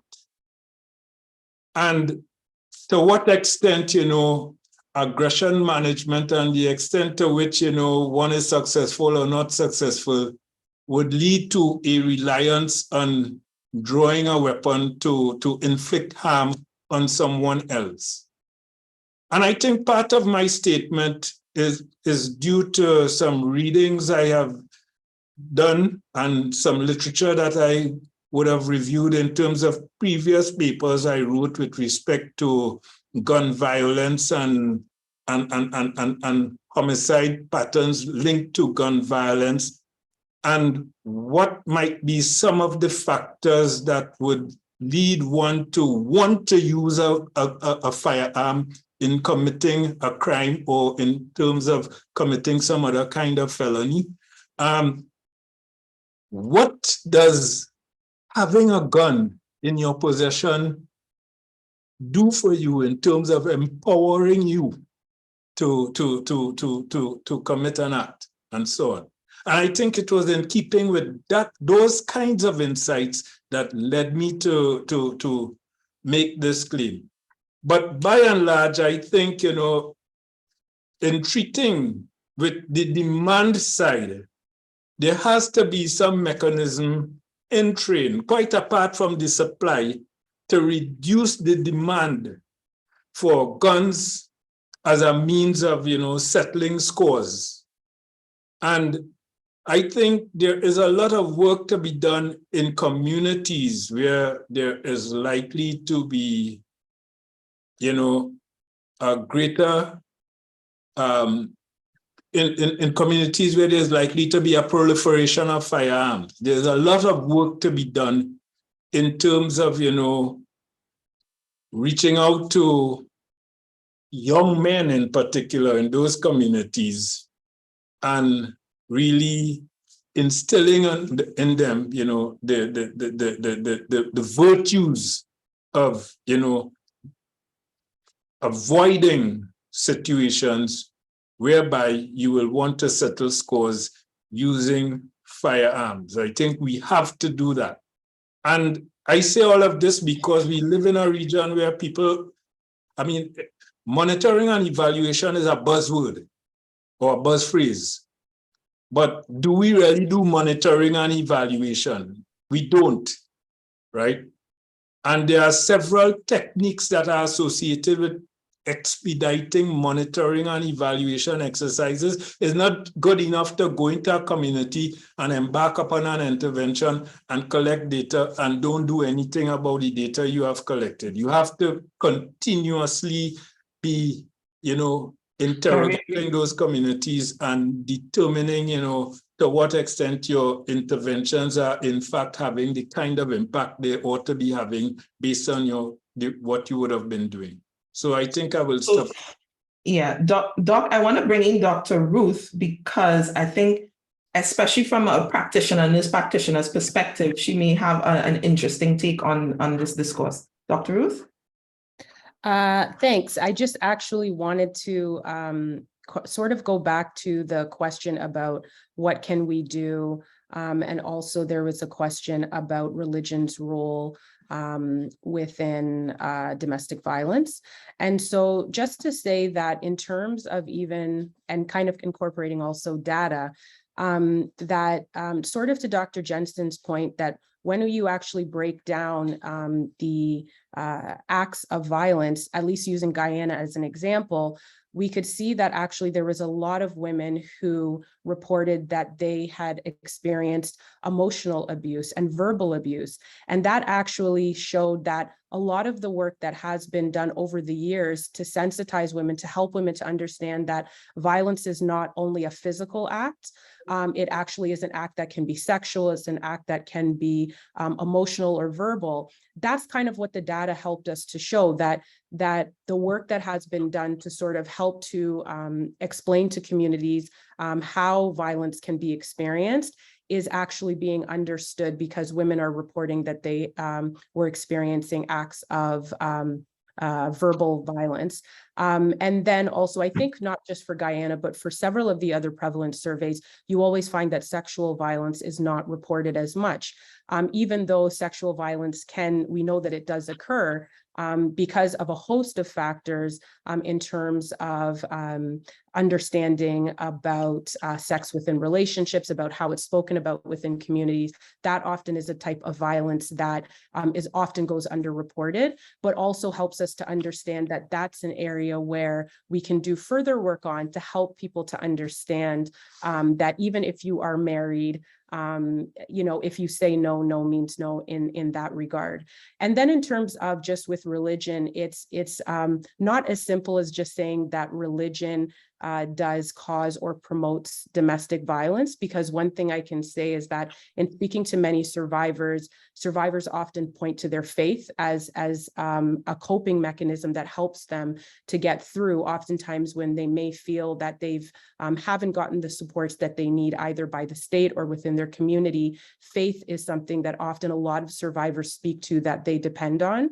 And then also too, that there are a lot of religious organizations that recognize their role in terms of helping communities to understand that violence is not acceptable. And so at least I can say for Guyana's case, that there are a number of religious leaders who are doing training on domestic violence, also within communities where there are not supports readily available. Oftentimes people turn to religious institutions as a first line of supports.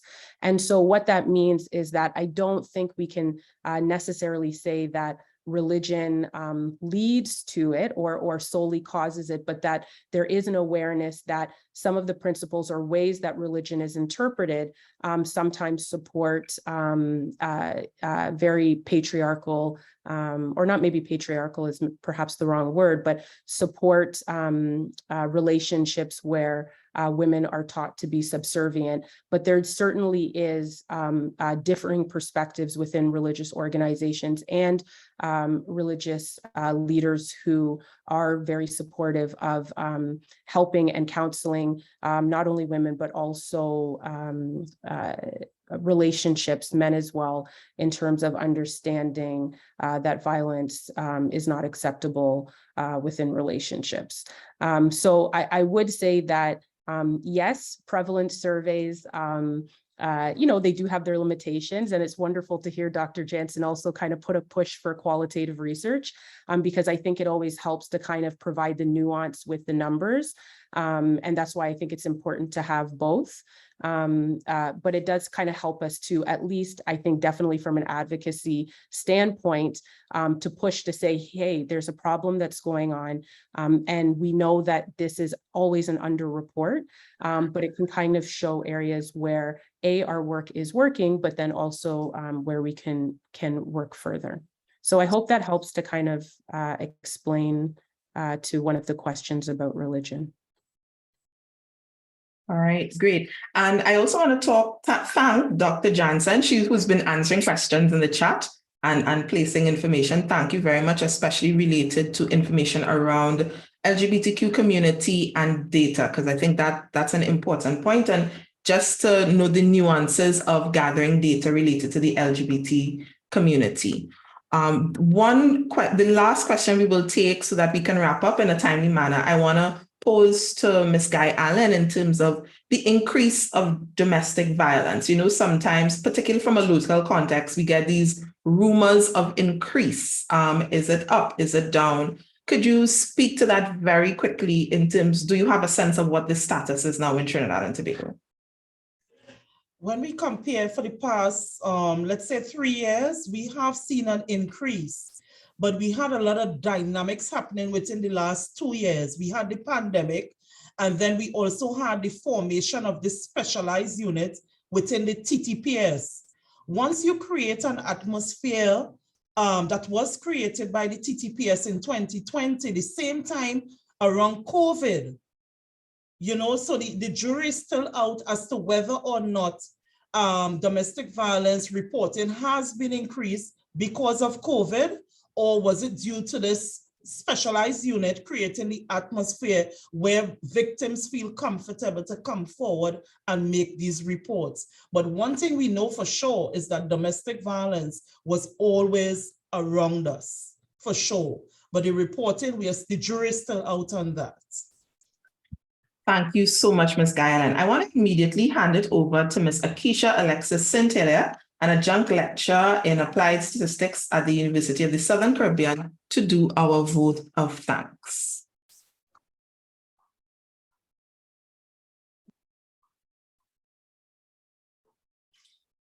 Thank you. To the presenters, participants, our virtual audience, good afternoon. It is my privilege to deliver the vote of thanks this afternoon on this 10th virtual SALISES forum. So on behalf of the SALISES department at UWI St. Augustine, I extend a very hearty thank you to all persons in this forum. Thank you for taking the time to be with us today. To the members of the audience who participated by way of questions and comments, we appreciate the further insight we've gained as a result of your questions. Warmest regards to all presenters. Thank you for your presence, your contribution, as well as your willingness to deliver your impactful and relevant work, your findings and recommendations addressing violence against women in the Caribbean. To Dr. DeShong, Dr. Rodney, and Ms. Watson-Williams, who all touched on violence against women and girls in the Caribbean context. Although delving into different issues, we appreciate your work. And so I would like to place a hearty thank you to the three of you. To Dr. Jansen, who took us on a journey from a global perspective, focusing on ethical and methodological challenges. thank you for your valuable insights on the matter. And to Dr. St. Bernard and Ms. Guyalin, who both concentrated on Trinidad and Tobago, we greatly appreciated your addressing and remedying violence against women in the Twin Island states. So to the presenters, again, well done. We thank you. Now, this event could not be possible without the required planning and support. So on that note, a special thanks to the organizing team led by Dr. St. Bernard, the acting director of SALISES St. Augustine. Dr. St. Bernard, thank you for your continuous work and leading in the discussion of development within the region. Thank you for providing the immense support to making this webinar a success. Also to the very dedicated team at SALISES St. Augustine for your involvement. We thank you to Ephraim, and a special thanks to Katia and Mothers because she was updating us throughout the entire process. So thanks again. To Ms. Ian, the Deputy Representative of UN Women and the team, we thank you for your contribution towards today's event and for the continuous support and advocacy in the area of violence against women and girls in the Caribbean.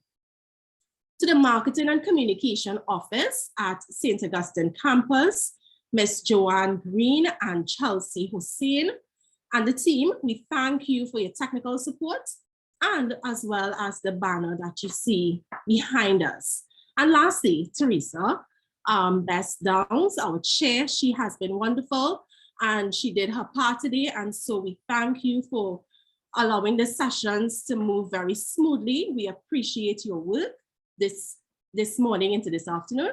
And once again, we are most grateful to all the speakers, all the presenters, the guests and the viewers. We thank you for being with us this afternoon. It has been a great pleasure. Now, with that said, I would like to invite our chair to deliver our closing remarks for today. So there's not much to say after such a wonderful set of presentations other than an overall thank everyone for coming. Please note that SALISES is constantly in the process of putting on these initiatives, and particularly for this topic, we know that it would touch many, touch everybody in a different way, but to counteract the scourge, as the title of this virtual forum is called, it requires all of us to know the information, understand the theory, and put forward evidence-informed processes to reduce the number of women and girls that have been affected by gender-based violence. So thank you for being here, and I hope you have a wonderful afternoon, and may we all act accordingly after this session. Goodbye, all. Bye, thank you. Thank you.